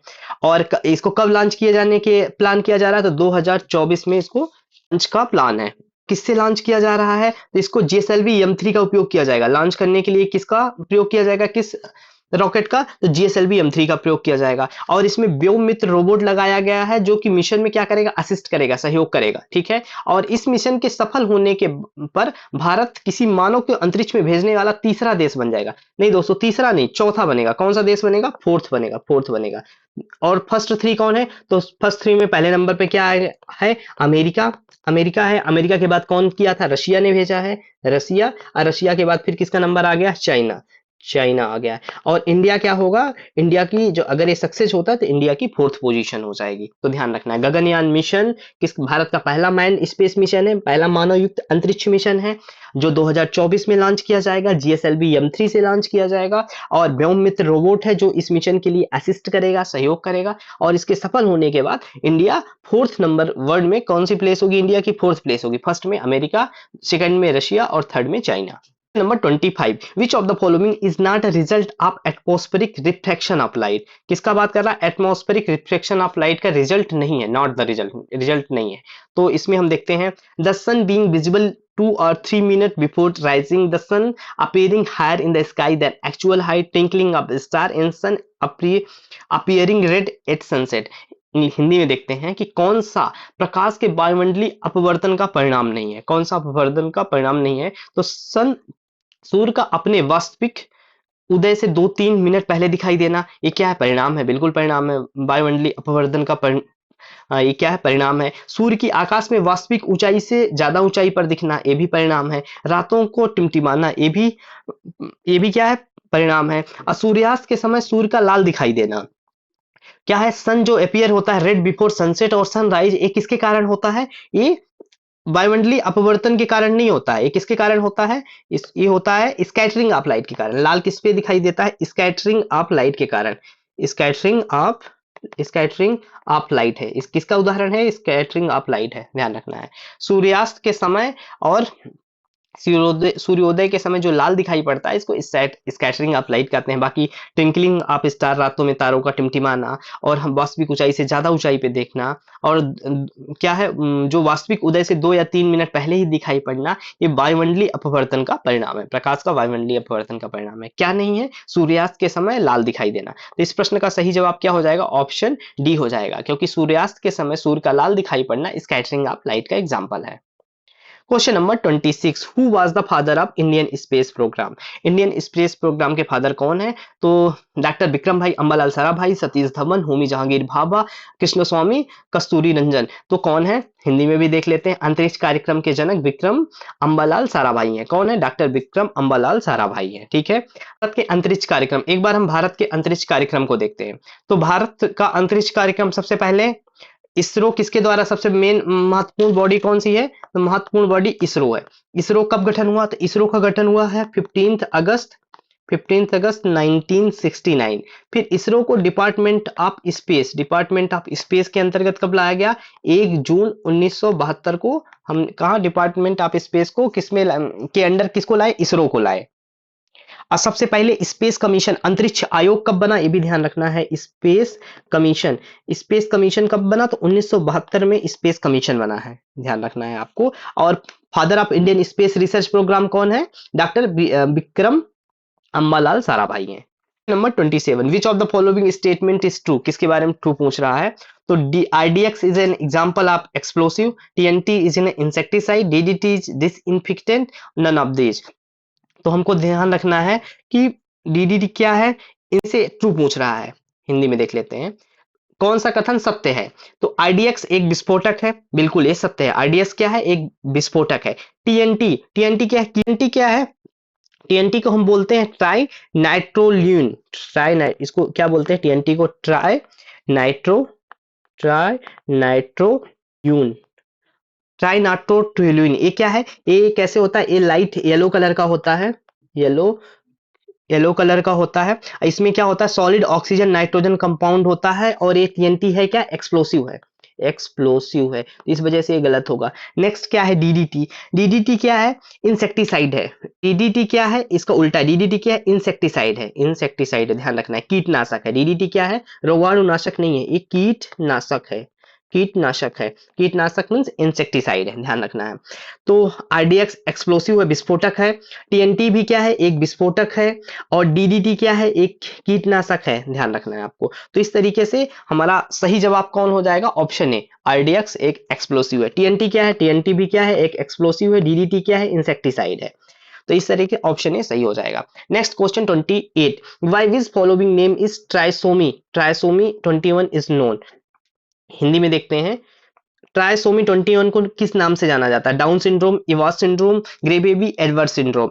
तो हम ट्राइसोमी 21 किसमें, डाउन सिंड्रोम के नाम से जाना जाता है, किसमें, डाउन सिंड्रोम के नाम से जाना जाता है। और ये क्या है, जेनेटिक डिसऑर्डर है, जेनेटिक डिसऑर्डर है, मींस जीन की प्रॉब्लम है, जीन की समस्या है, जीन की डिसऑर्डर है। और इसमें क्या होता है, थर्ड कॉपी ऑफ क्रोमोसोम 21, इसमें क्रोमोसोम 21 की थर्ड कॉपी हो जाती है, क्रोमोसोम 21 की थर्ड कॉपी होती है। बस ये आप जाना, ट्राइसोमी 21 क्या है, इसको डाउन सिंड्रोम बोलते हैं, एक तरह से जेनेटिक डिसऑर्डर है, जीन की प्रॉब्लम है। अगले क्वेश्चन की तरफ बढ़ते हैं, 29, फुल फॉर्म ऑफ सांस, SAANS का फुल फॉर्म क्या है, तो SANS सांस का फुल फॉर्म क्या है, special awareness and action to neutralise pneumonia क्या है, special awareness and action neutralise pneumonia, ये क्या है, सांस का फुल फॉर्म है। सांस का पूर्ण रूप क्या है, special awareness in action to neutralise pneumonia successfully, ये क्या है, सांस का फुल फॉर्म है, ध्यान रखना है। तो special awareness in action to neutralise pneumonia successfully, ये सांस का फुल फॉर्म है। अगले प्रश्न की ओर बढ़ते हैं, ऑब्जेक्टिव ऑफ चंद्रयान 3, चंद्रयान 3 का क्या ऑब्जेक्टिव है, तो हिंदी में पहले देखते हैं। चंद्रयान 3 चंद्रमा की सतह को सुरक्षित और सॉफ्ट लैंडिंग का प्रदर्शन करना, चंद्रमा की सतह की सॉफ्ट लैंडिंग करना, क्योंकि हम किसमें, चंद्रयान 2 में सॉफ्ट लैंडिंग में फेल हो गए थे ना। चंद्रयान 2 के एक क्वेश्चन था भी कि उसके उसके क्या लैंडर और रोवर का क्या नाम था, अभी हमने देखा ना, तो वो फेल हो गया था, तभी हमने बताया था सॉफ्ट लैंडिंग में। तो चंद्रयान 3 का क्या उद्देश्य है, उस वही जहां हम फेल हुए उसको करके दिखाना, तो सॉफ्ट लैंडिंग का प्रदर्शन करना। नेक्स्ट है रोवर को चंद्रमा पर घूमते हुए प्रदर्शित करना, बिल्कुल जो रोवर है हमारा, रोवर को हमको क्या करना है, घूमते हुए दिखाना है। और यथास्थान वैज्ञानिक प्रयोगों का संचालन करना, और वहीं से हम वैज्ञानिक प्रयोग का संचालन करना। तो ये सब क्या है, उपयुक्त सही, इसका सही जवाब क्या हो जाएगा, ऑप्शन डी, सभी चंद्रयान 3 के उद्देश्य हैं। Demonstrate the safe and soft landing of lunar space में हम क्या करना, सॉफ्ट लैंडिंग करना। रोवर को हम कहाँ पे करना, मूव कराना मून में। और इन सीटू साइंटिफिक एक्सपेरिमेंट करना, ये सब किसका है, चंद्रयान 3 का ऑब्जेक्टिव है। Next question 31, when was India set to target build the Indian space station, Indian space station कब बनाने जा रहा है, तो इंडिया स्पेस स्टेशन 2035 तक, ऑप्शन सी 2035 तक बनाने जा रहा है। और मून पे 2040 तक मून पे, और 2035 तक स्पेस स्टेशन बनाना है हमको। हिंदी में देखना है, भारतीय अंतरिक्ष स्पेस स्टेशन बनाने का लक्ष्य 2035 रखा गया। कब रखा गया, 2035। प्रश्न 32, which of the following group is called cryptogam, cryptogams किसे कहते हैं, हिंदी में देखते हैं, क्रिप्टोगैम किसे कहते हैं। Thallophyta, pteridophyte, bryophyta, gymnosperm, angiosperm, Thallophyta. आप इसको ऑप्शन देखिएगा, इसको किसी क्रिप्टोगैम किसे कहते हैं? थैलोफाइटा, टेरिडोफाइटा और ब्रायोफाइटा। इनको क्या कहते हैं? इनको क्रिप्टोगन्स कहते हैं। ये क्या होते हैं? फ्लावरलेस और सीडलेस प्लांट होते हैं। इसमें क्या होता है? फूल, इसको फ्लावरलेस होते हैं, ये फ्लावरलेस होते हैं, ना इसमें फूल होता है ना ही इसमें क्या होता है? सीड होता है। सीडलेस, ये फ्लावरलेस और सीडलेस होते हैं, ठीक है। और ये अपना, ये इनको क्यों हम कहते हैं क्रिप्टोगम? क्योंकि ये हिडन सेक्स कहते हैं। इसको किस पे? अपने स्पोर्स से, जो इसके स्पोर्स होते हैं, जो इन पौधों के स्पोर्स होते हैं, उसके थ्रू रिप्रोड्यूस करते हैं, स्पोर्स के थ्रू रिप्रोड्यूस करते हैं, हिडन सेक्स के थ्रू, इसीलिए इनको क्रिप्टोगैम कहा जाता है। और इसको हम ट्रेडिशनली थैलोफाइटा, ब्रायोफाइटा और टेरिडोफाइट्स कहते हैं। इसमें जो थैलोफाइट होता है, थैलोफाइट में कौन क्या चीज आती है? जो थैलोफाइट है, थैलोफाइट में कौन सा आती है? जैसे अलगी, अलगी किसका एग्जाम्पल है? थैलोफाइट का। और कौन सा? अलगी और फंजाई, ये किसका एग्जाम्पल है? थैलोफाइटा का एग्जाम्पल है, ध्यान रखना है। तो सही जवाब क्या हो जाएगा? ऑप्शन ए। नेक्स्ट आईसीएआर, अभी हमने पढ़ा था आईसीएआर का बारे में, आईसीएआर के बारे में पढ़े थे ना अभी हम। नेक्स्ट क्वेश्चन देखते हैं। तो आईसीएआर के कृषक नवोन्मेष कोष का मुख्य उद्देश्य क्या है? इंग्लिश में देखते हैं। Main objective of ICAR farmers innovation fund. तो फार्मर इनोवेशन फंड का मेन उद्देश्य क्या है? To promote technology in the agriculture sector. Arrangement have been made to establish contact between farmers in 105 startup. Next, to promote scientific innovation in agriculture. कृषि क्षेत्र की तकनीकी को बढ़ावा देना और साथ में कृषि में वैज्ञानिक नवाचार को बढ़ावा देना, दोनों उद्देश्य है। तो इसका सही जवाब क्या हो जाएगा? ऑप्शन सी हो जाएगा। जो फार्मर्स इनोवेशन फंड है, उसको क्या करना? प्रमोट टेक्नोलॉजी करना इन एग्रीकल्चर सेक्टर और प्लस साइंटिफिक इनोवेशन को बढ़ाना है। तो ऑप्शन सी करेक्ट आंसर हो जाएगा। अगले प्रश्न की ओर बढ़ते हैं। What is the main function of vacuole located in the cell? जो वैक्यूल सेल में लोकेटेड होती है, करती हैं? To balance water in the cell, to destroying bacteria in dead cells, to transport protein in fat, none of the above. Hindi में देखते हैं। कोशिका स्थित रिक्तिका का मुख्य कार्य क्या है? कोशिका में जल का संतुलन करना। तो यही इसका सही जवाब हो जाएगा। रिक्तिका क्या करती है? कोशिका में जल का संतुलन करती है। इसको रिक्तिका या वैक्यूल कहते हैं। ये दोनों में पाई जाती है, एनिमल और प्लांट सेल। ध्यान रखना, रिक्तिका जो होती है एनिमल सेल में भी पाई जाती है और साथ में किसमें? प्लांट सेल में भी पाई जाती है। जीव और जंतु दोनों में, जीव फ्लोरा और फौना दोनों में, एनिमल और प्लांट दोनों में पाई जाती है। कि प्लांट में क्या होती है? इसकी साइज लार्ज होती है, लार्जर होती है इन कंपेरिजन टू एनिमल। तो कोशिका में जल का संतुलन बनाना रिक्तिका या कि वैक्यूल्स का काम होता है। अगले प्रश्न की ओर बढ़ते हैं। Question number 35। Axon and dendrites are parts of. Axon और डेंड्राइट्स किसका पार्ट होते हैं? तो एक्सॉन और डेंड्राइट किसका होते हैं? ये नर्व सेल का पार्ट होते हैं। किसका? नर्व सेल का पार्ट होते हैं। हिंदी में देखते हैं। एक्सॉन और डेंड्राइट किसके होते हैं? तंत्रिका कोशिका के पार्ट। किसके होते हैं? तंत्रिका कोशिका के भाग होते हैं। न तंत्रिका कोशिका होती है, तंत्रिका कोशिका 3 चीजों से बनी होती है। किसकी किस? एक तो सेल बॉडी होती है, सेल बॉडी होती है तंत्रिका कोशिका में। दूसरा क्या होता है? एक्सॉन होता है, एक्सॉन होता है। और तीसरा क्या होता है? डेंड्राइट होते हैं, डेंड्राइट्स होते हैं। तो जो तंत्रिका तंत्र है, नर्व सेल है, वो मुख्यतः 3 भाग होते हैं, सेल बॉडी, एक्सॉन और डेंड्राइट। एक्सॉन डेंड्राइट प्रश्न पूछा किसका भाग है? तो तंत्रिका कोशिका के भाग है। Question number 36। Detoxification of toxins take place in which parts of the body? Detoxification of toxins कहाँ पे होता है? बॉडी के किस पार्ट में होता है? Stomach, liver, pancreas, small intestine. तो कहाँ पे होता है? तो लीवर में होता है। डिटॉक्सिफिकेशन हम कहाँ पे करते हैं? विषहरण, कहाँ? विषैली पदार्थों का विषहरण, डिटॉक्सिफिकेशन हम बॉडी के किस पार्ट से करते हैं? तो किससे करते हैं? यकृत से करते हैं, लीवर से। और ये भी पता होना चाहिए आपको कि जो लीवर है, ये लार्जेस्ट ग्लैंड है। लीवर क्या है? हमारी बॉडी का लार्जेस्ट ग्लैंड है। से क्या होता है? लीवर से हम क्या करते हैं? लीवर से बाइल जूस सेक्रेट होता है, बाइल जूस सेक्रेट होता है। और इस पे क्या करता है? ये जो हमारे पाचन में हेल्प करता है। तो डिटॉक्सिफिकेशन कहाँ होता है? लीवर में होता है। Question number 37। Where is Weber's gland found in the body? Weber's gland found in the body, blood, testicles, skin, tongue. Hindi में देखते हैं। बेबर ग्रंथि शरीर में कहाँ पाई जाती है? तो बेबर ग्रंथि कहाँ पाई जाती है? टंग में पाई जाती है। टंग में कहाँ पे? टंग में पाई जाती है। और इसका काम क्या होता है? टंग में पाई जाती है बेबर ग्रंथि, इसका काम होता है स्टोर स्लाइवा, स्लाइवा को स्टोर करना। स्लाइवा को स्टोर करना किसका? बेबर ग्रंथि का काम है। बेबर ग्रंथि जीभ में पाई जाती है जो स्लाइवा को स्टोर करती है। अगले प्रश्न की ओर बढ़ते हैं। Question number 38। Enzyme called pepsin and rennin are present in. Time, दो एंजाइम की बात की जा रही है, एक पेप्सिन और रेनिन, ये कहाँ प्रेजेंट होते हैं? ये तो पेप्सिन और रेनिन ये कहाँ पे होते हैं? Gastric juice, saliva, bile juice, pancreas. तो पेप्सिन और रेनिन कहाँ पे? गैस्ट्रिक जूस में प्रेजेंट होते हैं। किसमें? गैस्ट्रिक जूस में प्रेजेंट होते हैं। और पेप्सिन का जो रोल क्या होता है? किसको किसको? ये प्रोटीन को डाइजेस्ट करना। को डाइजेस्ट करना किसका है? पेप्सिन का काम है। और रेनिन का क्या काम है? मिल्क प्रोटीन डाइजेस्ट किसको करना? Milk protein. मिल्क प्रोटीन को डाइजेस्ट कौन करता है? मिल्क प्रोटीन को डाइजेस्ट करना किसका काम है? रेनिन का काम है। तो पेप्सिन का काम किसका है? पेप्सिन प्रोटीन को डाइजेस्ट करती है और रेनिन क्या करती है? मिल्क प्रोटीन को डाइजेस्ट करती है। और पेप्सिन और रेनिन ये क्या है? एंजाइम्स हैं और ये कहाँ प्रेजेंट होते हैं? तो गैस्ट्रिक जूस में प्रेजेंट होते हैं।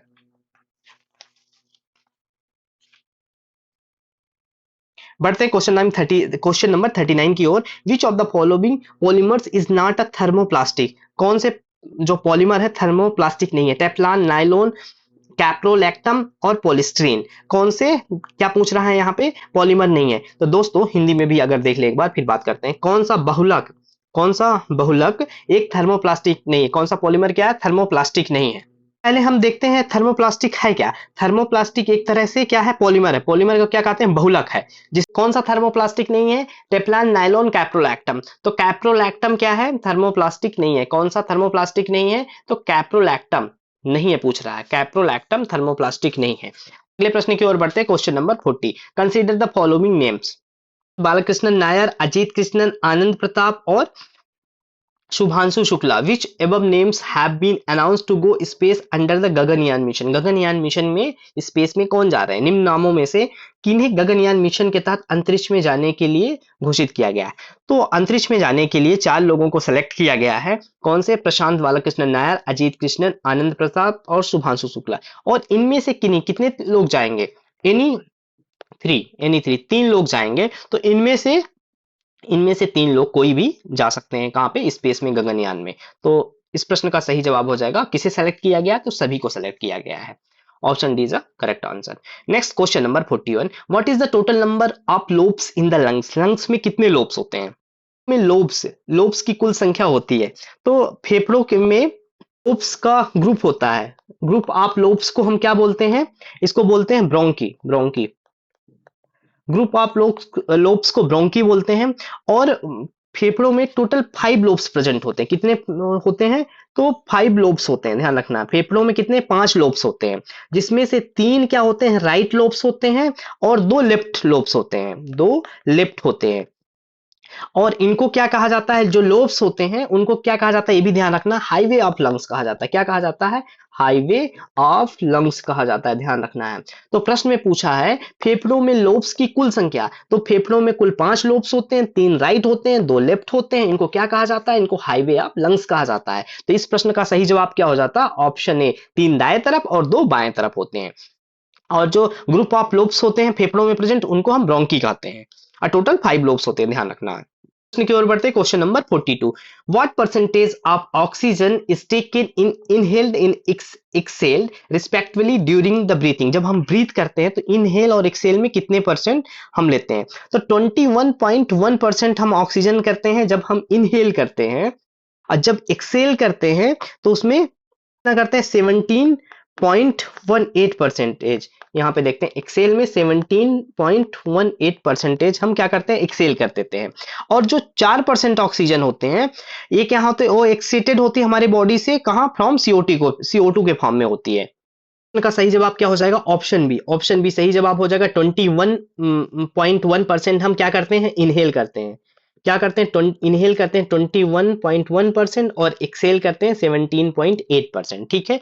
और बाकी क्या होता है? लगभग कितना? लगभग 78.09। कितना? 78.09 क्या होता है? ये नाइट्रोजन होता है। इसका इनहेल और एक्सेल में लगभग सिमिलर ही प्रेजेंट होती है। नाइट्रोजन इनहेल और एक्सेल में 78.9%। और ऑक्सीजन जब इनहेल करते हैं तो 21.21% इनहेल में एंड 17.18 एक्सेल में होती है। ध्यान रखना है। तो ऑप्शन बी जो होगा इसका करेक्ट ऑप्शन हो जाएगा। यहाँ पे पूछा गया कि ऑक्सीजन अगर हम बात कर रहे हैं तो ऑक्सीजन इनहेल में कितना होता है? इनहेल में 21.1% और एक सेल में 17.18% होता है। और नाइट्रोजन लगभग 78.9% क्या होती है, नाइट्रोजन होती है। अब हम अगले प्रश्न की ओर बढ़ते हैं, question number 43। An increase in the number of RBCs beyond the normal level is called। Normal level से आरबीसी का क्या होना, बढ़ना, क्या कहता है, हेमोग्राफ, पोलिसीथीमिया, हेमोलिसिस इन हेमाटोक्रिट। क्या कहते हैं हिंदी में, देखते हैं। आरबीसी की संख्या सामान्य स्तर से अधिक वृद्धि, हेमरेज, पॉलीसाइथीमिया, हेमोलाइसिस और हेमाटोक्रिट क्या कहते हैं, तो पॉलीसाइथीमिया कहते हैं। In increase in the number of RBC beyond the normal level क्या बोलते हैं, पॉलीसीथीमिया बोलते हैं। और यहाँ पे क्या होता है, हेमरेज क्या होता है, हेमरेज एंड हेमोलिसिस, ये दोनों हेमरेज और हेमोलिसिस क्या होता है, इन दोनों में, हेमरेज और हेमोलिसिस में, दोनों में क्या होता है, आरबीसी क्या होती है, डिक्रीज होती है। आरबीसी डिक्रीज होती है किसमें, हेमरेज और हेमोलाइसिस में, ध्यान रखना है, हेमरेज और हेमोलाइसिस में आरबीसी डिक्रीज होती है। अब पॉलीसाइथीमिया में क्या होती है, आरबीसी इंक्रीज होती है। पे क्या है, इंक्रीज पूछा है, अधिक वृद्धि, अधिक वृद्धि में पॉलीसाइथीमिया होती है, ध्यान रखना। तो जब नॉर्मल लेवल से ज्यादा बियॉन्ड हो, इंक्रीज हो, तो इंक्रीज जब होगा तो इसको पॉलीसाइथीमिया, और नॉर्मल लेवल से जब डिक्रीज हो उसको क्या बोलते हैं, डिक्रीज हो तो एक हेमरेज और हेमोलाइसिस बोलते हैं, ध्यान रखना है। तो ऑप्शन सी क्या हो जाएगा, करेक्ट हो जाएगा। अगली ओर बढ़ते हैं, question number 44। What are the stages of glycolysis in cup cycle. Glycolysis और कप साइकिल की स्टेज क्या है, हिंदी में देखते हैं। ग्लाइकोलाइसिस और क्रेब्स जो चक्र है उसके चरण क्या है, अनॉक्सी, ऑक्सी, बाह्य और गैसीय विनिमय। तो इसको क्या होता है, ऑक्सी शोषण होते हैं। ग्लाइकोलाइसिस और क्रेब्स चक्र के क्या हो, ग्लाइकोलाइसिस और क्रेब्स किसके हैं, ऑक्सी शोषण के चरण है। ऑक्सी शोषण में किसमें होता है, ऑक्सी शोषण जो होता है वो इसमें क्या होता है, जो ग्लूकोज होता है, ग्लूकोज का क्या होता है, रेस्पिरेशन होता है। तो ग्लूकोज में क्या होता है, जब ऑक्सीडाइज होता है तो इसमें क्या होता है, ऑक्सीजन और CO2 और क्या, water, oxygen CO2 water form होते हैं। और इस प्रोसेस में ग्लाइकोलिसिस प्रोसेस है ऑक्सी शोषण का, ऑक्सी रेस्पिरेशन का, उसमें क्या होता है, ग्लाइकोलिसिस होता है। इसको हम पार्ट पढ़ते हैं, ग्लाइकोलिसिस होता है। फिर क्या होता है, कप साइकिल होता है, इसी में हम क्या बोलते हैं, कप्स साइकिल। और तीसरा इलेक्ट्रॉन ट्रांसपोर्ट चैन, इलेक्ट्रॉन ट्रांसपोर्ट चैन। तो ये सब किसके पार्ट है, ये पार्ट है ऑक्सी शोषण के, ऑक्सी रेस्पिरेशन के पार्ट है ग्लाइकोलाइसिस एंड कप साइकिल। इसमें क्या होता है, तो इसमें ऑक्सीजन, जो ग्लूकोज ऑक्सीडाइज होता है तो उसमें ऑक्सीजन, वाटर, CO2 फॉर्म होते हैं। इसके 3 स्टेज होते हैं, ग्लाइकोलिसिस, कप साइकिल और electron transport chain. Next question number 45। In which order has Whittaker classified the पंच जगत क्लासिफिकेशन। अब यहाँ पे हमको दो चीज जानना है। एक तो पहली चीज, जो 5 किंगडम है, पंच जगत है, उसको क्लासिफाइड किसने किया, तो विटकर ने किया है। अब उसमें किसमें क्लासिफाई किए हैं, तो पंच जगत को उसमें उन्होंने किसमें किया है, Monera, protista, fungi, Plantae, animalia. ये क्या है, पंच जगत है। किसने क्लासिफाई किया, विटकर ने किया। तो ऑप्शन ए क्या हो जाएगा, सही हो जाएगा। पंच जगत की खोज किसने की, तो विटकर ने की है। किसमें, मोनेरा, प्रोटिस्टा, कवक, प्लांटी और एनिमेलिया। ये क्या है, ये है पंच जगत, ध्यान रखना है। तो यहां से 2 फैक्ट है, एक तो खोज किसने किया, तो विटकर ने किया। और कौन कौन से, मोनेरा, प्रोटिस्टा, कवक, प्लांटी और एनिमेलिया। क्वेश्चन नंबर 46 पे आते हैं। In which of the following open blood circulation system is found. Open blood circulation किसमें पाते हैं, तो earthworm, cockroach, spider, mammals, birds. तो हम क्या, मैमल्स में तो नहीं, हमारे में क्या ओपन ब्लड है, नहीं। किसमें है, हमारे ब्लड किसमें होते हैं, जैसे एक होता है ओपन ब्लड, दूसरा किसमें होता है हमारा, जैसे जो मैमल्स हैं हम, तो हमारे किसमें, हमारा जो ब्लड होता है तो वेसल्स में आता है ना, वेसल्स के थ्रू फ्लो होता है। बट ओपन फ्लो किसमें होता है, तो कॉकरोच और स्पाइडर, और क्या होते हैं, इंसेक्ट्स भी होते हैं, प्रॉन इंसेक्ट्स जो होते हैं, प्रॉन इंसेक्ट।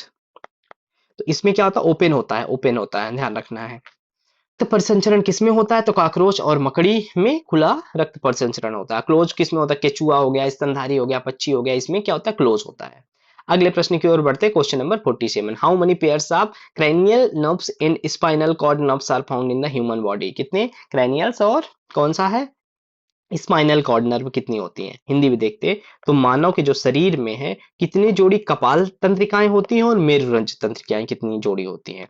तो टोटल हमारे जो मस्तिष्क में है क्रैनियल नर्व्स, कपाल तंत्रिकाएं कितनी होती हैं, तो 12 पेयर्स होते हैं, 12 पेयर, 12 जोड़ी क्या होती हैं, कपाल तंत्रिकाएं होती हैं। और 31 जोड़ी मेरुरंज तंत्रिकाएं कहते हैं। 31 पेयर्स कितनी होती है, मेरुरज्जु होती है, ध्यान रखना है। तो 12 और 31 कौन सा ऑप्शन हो जाए, ऑप्शन नंबर बी।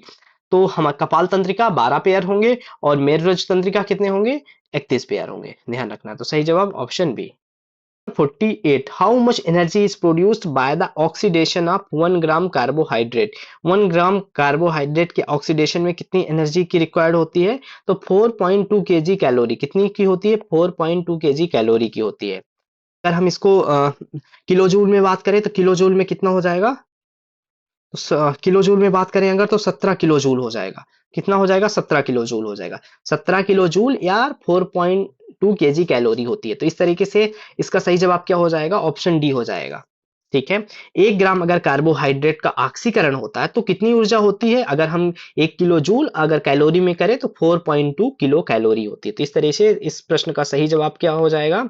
इस प्रश्न का सही जवाब ऑप्शन डी हो जाएगा। ठीक है। 1 ग्राम कार्बोहाइड्रेट का ऑक्सीकरण होता है तो 17 किलो जूल या 4.2 केजी कैलोरी क्या होती है? जनरेट होती है, उत्पन्न होती है। तो ऑप्शन डी सही जवाब हो जाएगा। Question number 49 which disease cause increase in the amount of WBC in the body. WBC का इंक्रीज होना कौन सा है? डब्ल्यूबीसी का इंक्रीज होना anaemia, breast cancer, blood cancer, jaundice. तो क्या होता है? Blood cancer. Blood cancer Hindi में देखते हैं। डब्ल्यूबीसी की मात्रा बढ़ना, डब्ल्यूबीसी की मात्रा बढ़ने का मतलब ब्लड कैंसर। और ब्लड कैंसर को क्या बोलते हैं? ब्लड कैंसर को क्या बोलते हैं? ल्यूकेमिया बोलते हैं। ध्यान रखना क्या हो जाता है? ल्यूकेमिया। ल्यूकेमिया इसी को ब्लड कैंसर कहते हैं। इसमें क्या होता है? डब्ल्यूसी की जो डब्ल्यूसी की अमाउंट बढ़ते जाती है। और डब्ल्यूसी का काम क्या होता है? जो डब्ल्यूसी का फंक्शन होता है हमको डिसीज से एक तरह से क्या सुरक्षा कवच होती है जो हमको डिसीज से बचाती है। ठीक है। और इसको हम क्या बोलते हैं? इसको सोल्जर ऑफ बॉडी भी बोलते हैं। क्या हमारे बॉडी के क्या है? सोल्जर हैं। सोल्जर ऑफ बॉडी भी बोलते हैं क्योंकि हमको ये डिसीज से लड़ते हैं, डिसीज से बचाते हैं। और अगर इनकी मात्रा बढ़ने लगे तो क्या हो जाता है? ल्यूकेमिया, ब्लड कैंसर हो जाता है। Question number 50 what is the number of autosomes in a normal human sperm. Normal human sperm में कितने क्या होते हैं? ऑटोसोम्स होते हैं। हिंदी में देखते हैं। एक सामान्य मानव शुक्राणु में ऑटोसोम की संख्या कितनी होती है? तो जो नॉर्मल जो मानव शुक्राणु है तो उसमें कितने होते हैं? ह्यूमन स्पर्म में 22 जोड़ी होती है। 22 जोड़ी होती है। ठीक है। और जो 23rd क्रोमोसोम होता है 22 जोड़ी ऑटोसोम होते हैं। ऑटोसोम का मतलब एक्सएस एक्स 22 जोड़ी एक्स होते हैं। जो 23वीं जोड़ी होती है जो 23rd होती है वो क्या होती है? मेल में जो मेन होते हैं मेन में क्या होता है? एक्स वाई होता है। और फीमेल में क्या होता है? एक्स ही होता है। और यही जो इसमें वाई है यही डिसाइड करता है कि जो चाइल्ड होगा वो क्या होगा? मेल होगी या फीमेल होगी, गर्ल होगा या बॉयज होगा। ठीक है। तो ऑटोसोम कितने होते हैं? ऑटोसोम 22 जोड़ी होते हैं। टोटल कितने होते हैं? 23 जोड़ी होती है, 23 पेयर होते हैं। तो 22 जोड़ी क्या होते हैं? ऑटोसोम होते हैं। कौन? एक्स होते हैं। जो 23वीं जोड़ी होती है वो मेल में एक्स वाई होती है और फीमेल में एक्स होती है। और मेल की जो ये वाई है यही डिसाइड करता है कि जो चाइल्ड होगा वो क्या होगा? मेल होगा या फीमेल होगा। ध्यान रखना है। की ओर बढ़ते हैं। Question number 51 list to list है, इसको हमको मैच करना है। पैनक्रियाटिक ग्लैंड से क्या सीक्रेट होता है? तो पैनक्रियाटिक ग्लैंड इंसुलिन करती है। और पीनियल ग्लैंड क्या होता है? मेलाटोनिन। पीनियल ग्लैंड से क्या होता है? मेलाटोनिन होता है। ध्यान रखना है। पिट्यूटरी ग्लैंड से क्या होता है? तो प्रोलैक्टिन हार्मोन होता है। प्रोलैक्टिन हार्मोन रिलीज होता है। और एड्रिनल ग्लैंड से क्या होता है? ग्लूकोकॉर्टिकॉइड कॉर्टिसॉइड या कॉर्टिकॉइड कहते हैं इसको, सीक्रेट होता है। हिंदी में देखते हैं। अग्नाशय से हमसे क्या हो रहा है? इंसुलिन हो रहा है। पीनियल से क्या हो रहा है? मेलाटोनिन हो रहा है, मेलाटोनिन हार्मोन्स हो रहा है। और पीयूष ग्रंथि से क्या हो रहा है? प्रोलैक्टिन हार्मोन हो रहा है। और एड्रिनल से ग्लूकोकॉर्टिकॉइड एड्रिनल से ग्लूकोकॉर्टिकॉइड ये ध्यान रखना है, आपको लर्न करना पड़ेगा। तो इसका सही जवाब क्या हो जाएगा? A3B2C1D4। अग्नाशय से इंसुलिन, पीनियल से अग्नाशय, किससे? पैनक्रियासिस से। ज्यादातर किसको होता है? डायबिटिक जो होते हैं ना उनको क्या होता है? उनको इंसुलिन की प्रॉब्लम होती है। जैसे अभी केजरीवाल जी अंदर है, वो डेली कह रहे हैं कि मेरी इंसुलिन बढ़ रही है, इंसुलिन घट रही है, क्योंकि उनको क्या चाहिए? ट्रीटमेंट चाहिए। तो ये ध्यान रखना। तो इंसुलिन कहाँ से हो रही है? एक हम रेफरेंस के लिए बोल रहे हैं कि इंसुलिन कहाँ से? पैनक्रियाटिक ग्लैंड से हो रही है, अग्नाशय ग्रंथ से हो रही है। ठीक है। और एड्रिनल से ग्लूकोकॉर्टिकॉइड, ये ध्यान रखना है। एड्रिनल से ग्लूकोकॉर्टिकॉइड और पीयूष ग्रंथ से प्रोलैक्टिन हार्मोन्स और पीनियल से मेलाटोनिन हार्मोन। तो ऑप्शन डी क्या हो जाएगा? करेक्ट हो जाएगा। Question number 52 the goals of the national health mission 2013 includes. 2013 राष्ट्रीय स्वास्थ्य मिशन 2013 के लक्ष्यों में शामिल है। 2013 के लक्ष्यों में शामिल है। ऑप्शन हम देखते हैं। एमएमआर को एक 1/1000 तक करना, आईएमआर को 25 आउट ऑफ 1000 तक करना, टीएफआर को 2.1% तक लाना, उपयुक्त में से सभी। तो दोस्तों सबसे पहले हम देखते हैं राष्ट्रीय स्वास्थ्य mission, national national health mission कब आया? 2013 में आया। और इसके 2 पार्ट हैं, ये भी हमको ध्यान में रखना होगा। 2 पार्ट हैं, एक नेशनल रूरल हेल्थ मिशन और दूसरा national urban health mission. National urban health mission, एक तो इंफॉर्मेशन है हुई। दूसरी इसके ऑब्जेक्टिव क्या थे कि एमएमआर को कितना करना? 1 करना आउट ऑफ 1000, बिल्कुल सही है। दूसरा आईएमआर को 25 करना आउट ऑफ 1000, साथ में टीएफआर कितना? 2.1% करना। तो इस तरह से सही जवाब, सारे जवाब सही हैं। तो इसका सही जवाब हो जाएगा option D. Question number 53, according to the data released by Niti Aayog, how many crore people have been free from multidimensional poverty in Madhya Pradesh? NITI Aayog के द्वारा रिलीज रिपोर्ट के अकॉर्डिंग कितने करोड़ पीपल कहां से मल्टी डायमेंशनल पॉवर्टी से बाहर आए हैं?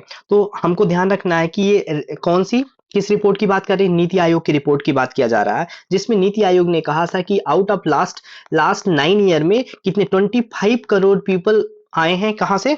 मल्टी डायमेंशनल पॉवर्टी से बाहर आए हैं। एमपी मल्टी डायमेंशनल पॉवर्टी से बाहर आए हैं नीति आयोग की रिपोर्ट में, जिसमें से 5.94 करोड़ कहां से? उत्तर प्रदेश से मल्टी डायमेंशनल पॉवर्टी से फ्री हुए हैं। 3.77 करोड़ पीपल बिहार से फ्री हुए हैं और मध्य प्रदेश से 2.30 करोड़ पीपल मध्य प्रदेश से फ्री हुए हैं। और राजस्थान से 1.87, राजस्थान से 1.87 करोड़ रुपए। तो प्रश्न में क्या पूछा गया है कि मध्य प्रदेश से कितने लोग फ्री हुए? तो 2.30 करोड़ लोग मध्य प्रदेश से गरीबी रेखा से बाहर आए हैं। हिंदी में देखते हैं, नीति आयोग के द्वारा जारी आंकड़ों के अनुसार मध्य प्रदेश में कितने करोड़ लोग बहुआयामी गरीबी से मुक्त हुए हैं? तो 2.30 करोड़ लोग बहुआयामी गरीबी से फ्री हुए हैं। Next question number 54, which of the following statement is true regarding the sickle cell anaemia? Sickle cell anaemia के बारे में क्वेश्चन है। ऑप्शन देखते हैं, this is the type of haemoglobin disorder, it is a hereditary blood disease, this disease there is a change in the shape of RBC, all of the above. Hindi में देखते हैं, sickle cell anaemia के संबंध में कौन सा कथन सत्य है? देखते हैं। तो ये एक प्रकार की हीमोग्लोबिन विकार है, हाँ बिल्कुल सही। ये क्या है? एक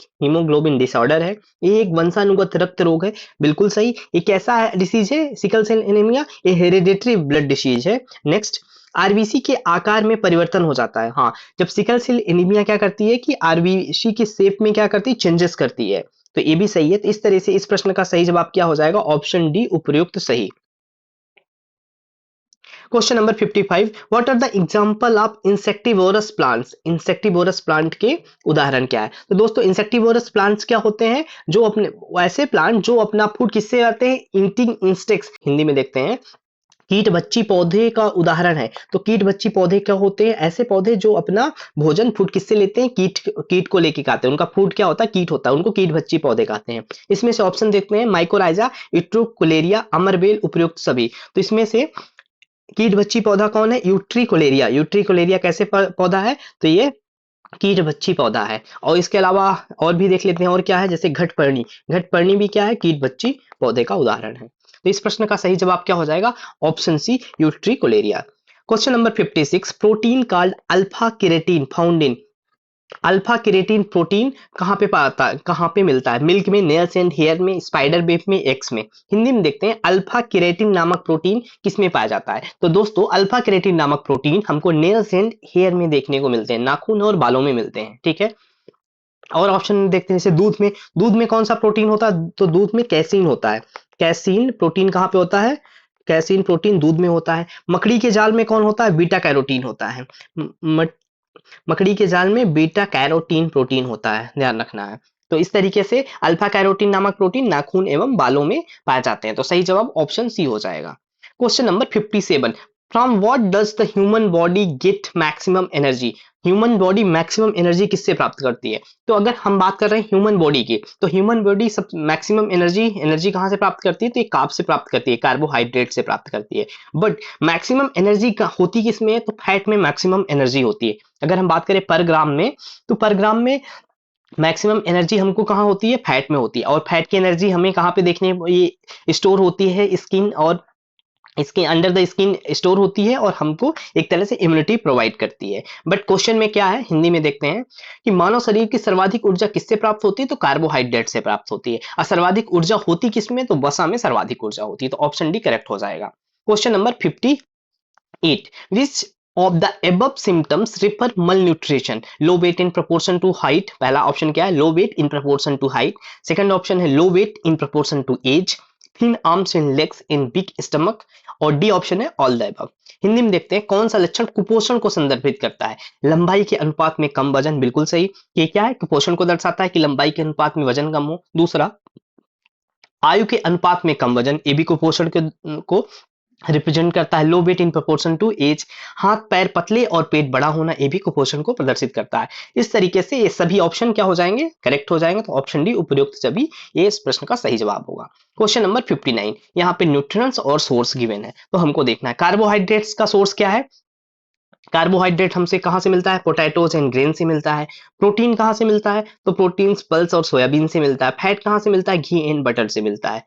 तो करेक्टली मैच्ड कौन है, तो सारे करेक्टली मैच है, तो ऑप्शन डी करेक्ट हो जाएगा। फिर से देखते हैं, कार्बोहाइड्रेट आलू और अनाज से मिलता है, प्रोटीन दालों से और सोयाबीन से मिलता है, वसा घी से मिलता है। इस तरीके से ऑप्शन डी सही हो जाएगा।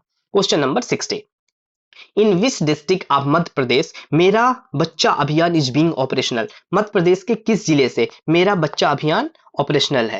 हिंदी में देखते हैं, मेरा बच्चा अभियान मध्य प्रदेश के किस जिले से चलाया जा रहा है, भोपाल, दतिया, धार, सीहोर। तो दोस्तों कहां से चलाया जा रहा है, दतिया जिले से। दतिया जिले से मेरा बच्चा अभियान चलाया जा रहा है। और ये कब से प्रारंभ किया गया है, तो सितंबर 19 2019 से चालू किया गया है। और इसको क्या करना है, चिल्ड्रन फ्री फ्रॉम मल न्यूट्रिशन, कहाँ पे है, कुपोषण से बच्चों को बचाना है, कुपोषण से बचाने के लिए, मल न्यूट्रिशन से बचाने के लिए मेरा बच्चा अभियान चल रहा है सितंबर 2019 से। और ये दतिया जिले से चलाया जा रहा है। कहां से प्रारंभ होता है, दतिया जिले से प्रारंभ होता है।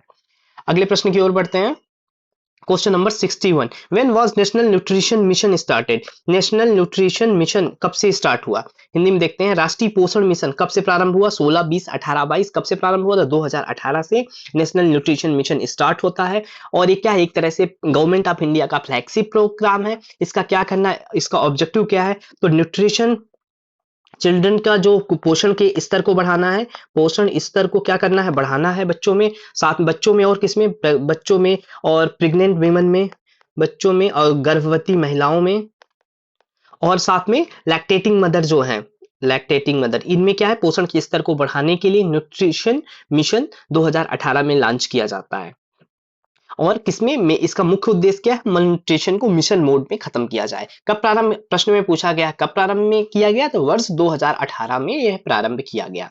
अगले प्रश्न की ओर बढ़ते हैं। Question number 62, whose initiative is eat right India government, eat right India government, eat right campaign किसका इनिशिएटिव है, तो government of India and FSSAI, government of India and NABARD, NABARD and FSSAI, only FSSAI. तो ईट राइट इंडिया जो movement है, ये किसके द्वारा प्रारंभ किया गया है, भारत सरकार एवं एफएसएसएआई, भारत सरकार और food safety standard authority of India. FSSI का फुल फॉर्म क्या है, food safety and standard authority of India. तो भारत सरकार और एफएसएसआई द्वारा ये लॉन्च किया गया है ईट राइट इंडिया मूवमेंट। और इसका उद्देश्य क्या है कि सेफ और हेल्दी सस्टेनेबल फूड प्रोवाइड करना, सेफ, हेल्दी, और सस्टेनेबल फूड को प्रमोट करना। ईट राइट इंडिया मूवमेंट किसके द्वारा चालू किया गया, भारत सरकार और एफएसआई के माध्यम से चालू किया गया है। Question number 63, Turner syndrome is caused the deficiency of, Turner syndrome किस डिफिशियंसी से होता है, lack of X chromosome, lack of Y chromosome, lack of X chromosome, lack of X Y chromosome. दोस्तों तो टर्नर सिंड्रोम हम यहाँ पे देख रहे हैं, क्या टर्नर सिंड्रोम क्या होता है, एक तरह से सबसे पहले जेनेटिक डिसीज है। तो कैसी डिसीज है टर्नर सिंड्रोम, ये जेनेटिक डिसीज है। इसके कारण क्या होता है, इसमें एक्स क्रोमोसोम लैक करता है, एक्स क्रोमोसोम लैक करता है। और टर्नर सिंड्रोम किसको प्रभावित करता है, ये केवल वीमेन की में होता है, वुमेन में होता है। क्रोमोसोम टोटल होते हैं वो कितने हो जाते हैं, 45 हो जाते हैं। इसमें वुमेन के क्रोमोसोम, बॉडी में क्रोमोसोम टोटल इंक्रीज कर जाते हैं, 45 हो जाते हैं। जिससे इसके टर्नर सिंड्रोम के लक्षण क्या होते हैं, इनकी जो बॉडी क्या होती है, अंडर डेवलप होती है, हाइट, शॉर्ट हाइट होती है और फ्लैट चेस्ट होते हैं। इसके लक्षण है टर्नर सिंड्रोम के। और प्रश्न में क्या पूछा गया है कि किसकी कमी से होता है, तो यक्स गुणसूत्र की कमी से होता है। सही जवाब क्या हो जाएगा, यक्स गुणसूत्र की कमी से होता है। इंग्लिश में भी देख लेते हैं, टर्नर सिंड्रोम किसके कारण होता है, लैक ऑफ एक्स क्रोमोसोम के कारण होता है। इसके सिम्टम्स क्या होते हैं, अंडर डेवलप्ड बॉडी हो जाती है, हाइट शॉर्ट होती है और फ्लैट चेस्ट होते हैं। और इसमें क्यों होता है, क्योंकि जो क्रोमोसोम लेवल है इंक्रीज करके 45 तक हो जाता है। Question number 64, what is the role of bile juice in the process of digestion in the human body. Bile juice का ह्यूमन बॉडी के डाइजेशन में क्या रोल है। हिंदी में देखते हैं, मानव शरीर के पाचन की क्रिया में पित्त रस की क्या भूमिका है। तो इसका वसा का इमल्सन बनाना तथा उसके अवशोषण को सुगम बनाना, कार्बोहाइड्रेट के पाचन के दौरान सह एंजाइम की तरह कार्य करना, एंजाइम के स्राव के लिए अग्नाशय से उत्तेजित करना, और डी अमीनो अम्ल में प्रोटीन के विखंडन तथा उसके अवशोषण में सहायता करना। तो दोस्तों सही जवाब होता है वाइल जूस की क्या रोल होता है, तो ये वसा का इमल्सन बनाता है तथा उसके अवशोषण को सुगम बनाता है। वाइल जूस क्या करता है, डाइजेशन प्रोसेस में ये वसा का क्या करता है, इमल्सन करता है और साथ में उसको अब्जॉर्प्शन करने के लिए, अवशोषण करने के लिए मदद करता है। तो बाइल जूस का रोल क्या है, ऑप्शन ए सही हो जाएगा, वसा का इमल्सन करना, साथ में उसको अवशोषण को सुगम बनाना। Question number 65, according to the state survey the first three malnourished cities of मध्य प्रदेश के क्वेश्चन नंबर 65, मध्य प्रदेश के क्रमशः प्रथम 3 कुपोषण प्रभावित शहर। तो सबसे 3 जो प्रथम 3 कुपोषण से प्रभावित शहर हैं, तो पहले नंबर पे आ जाता है इंदौर, दूसरे नंबर पे आता है सागर, तीसरे नंबर पे रीवा। तो सबसे ज्यादा कुपोषण वाला शहर कौन से है, इंदौर, फिर दूसरे नंबर पर सागर, तीसरे नंबर पे रीवा। ये सही क्रम हो जाएगा, तो ऑप्शन ए सही जवाब होगा, Indore, Sagar, Rewa. Question number 66, what function does blood perform in the body. Body में ब्लड का क्या फंक्शन होता है, create liquidity, deliver oxygen to the entire body, helps in standing, helpful in digestion of food. Hindi में देखते हैं, रुधिर शरीर में क्या कार्य करता है, तो तरलता बनाना, पूरे शरीर में ऑक्सीजन पहुंचाना, खड़े होने में सहायता करना, भोजन पाचन में सहायता। तो सही जवाब क्या हो जाता है, पूरे शरीर में ऑक्सीजन पहुंचाना किसका काम होता है, ये ब्लड का काम होता है, रुधिर का काम होता है। तो ऑप्शन बी इस प्रश्न का सही जवाब होगा। Question number 67, what is the use to detect any abnormality और deformity in the entire body. हमारे इंटायर बॉडी में कोई भी abnormality या डिफॉर्मिलिटी होती है तो हम कैसे पता करते हैं, through option A ECG, through CT scan in MRI, through EEG, none of this. तो हम हिंदी में देखते हैं कि मानव शरीर में कोई असामान्यताएं विकृत होती है, उसको पता कराने के लिए सबसे जो सही माध्यम है जिसमें संपूर्ण शरीर कवर होती है वो सिटी स्कैन इन एमआरआई है। सिटी स्कैन इन एमआरआई से हमारी बॉडी में कोई भी डिफॉर्मिलिटी या कि अबनॉर्मिलिटी होती है तो पता चलती है। एमआरआई को क्या बोलते हैं, मैग्नेटिक रेजोनेंस इमेजिंग। इसका फुल फॉर्म क्या होता है, मैग्नेटिक रेजोनेंस इमेजिंग। तो ऑप्शन सी सही जवाब होगा। Question number 68, consider the following, which of above campaign is related to malnutrition, project Muskan, mission Shaktiman, Dastak अभियान, अटल ज्योति योजना। इनमें से कौन सा कैंपेन किससे रिलेटेड है, मल न्यूट्रिशन से। हिंदी में देखते हैं, प्रोजेक्ट मुस्कान, मिशन शक्तिमान और दस्तक अभियान, ये तीनों किससे संबंधित है, ये तीनों कुपोषण से संबंधित है। और अटल ज्योति योजना का उद्देश्य क्या है, रूरल और सेमी अर्बन में क्या करना, बिजली की उपलब्धता सुनिश्चित करना।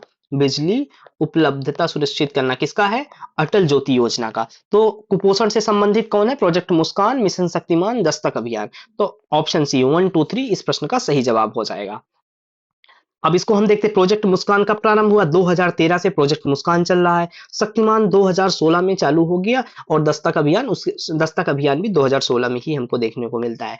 तो प्रोजेक्ट मुस्कान, मिशन शक्तिमान, दस्तक अभियान कुपोषण से संबंधित है। 69, विच पेयर इज रॉन्गली मैच्ड, इसमें से रॉन्गली मैच्ड कौन है, विटामिन B1। हम ऐसे देते हैं, B1 को क्या बोलते हैं, विटामिन B1 को थायमीन बोलते हैं, तो थायमीन। तो ये पहला गलत हो जाएगा, रॉन्गली मैच्ड क्या, यही तो रॉन्गली मैच्ड हो जाएगा। विटामिन डी को क्या बोलते हैं, कैल्सीफेरॉल देखते हैं। विटामिन ई को टोकोफेरॉल बोलते हैं। विटामिन B3 को नियासिन बोलते हैं।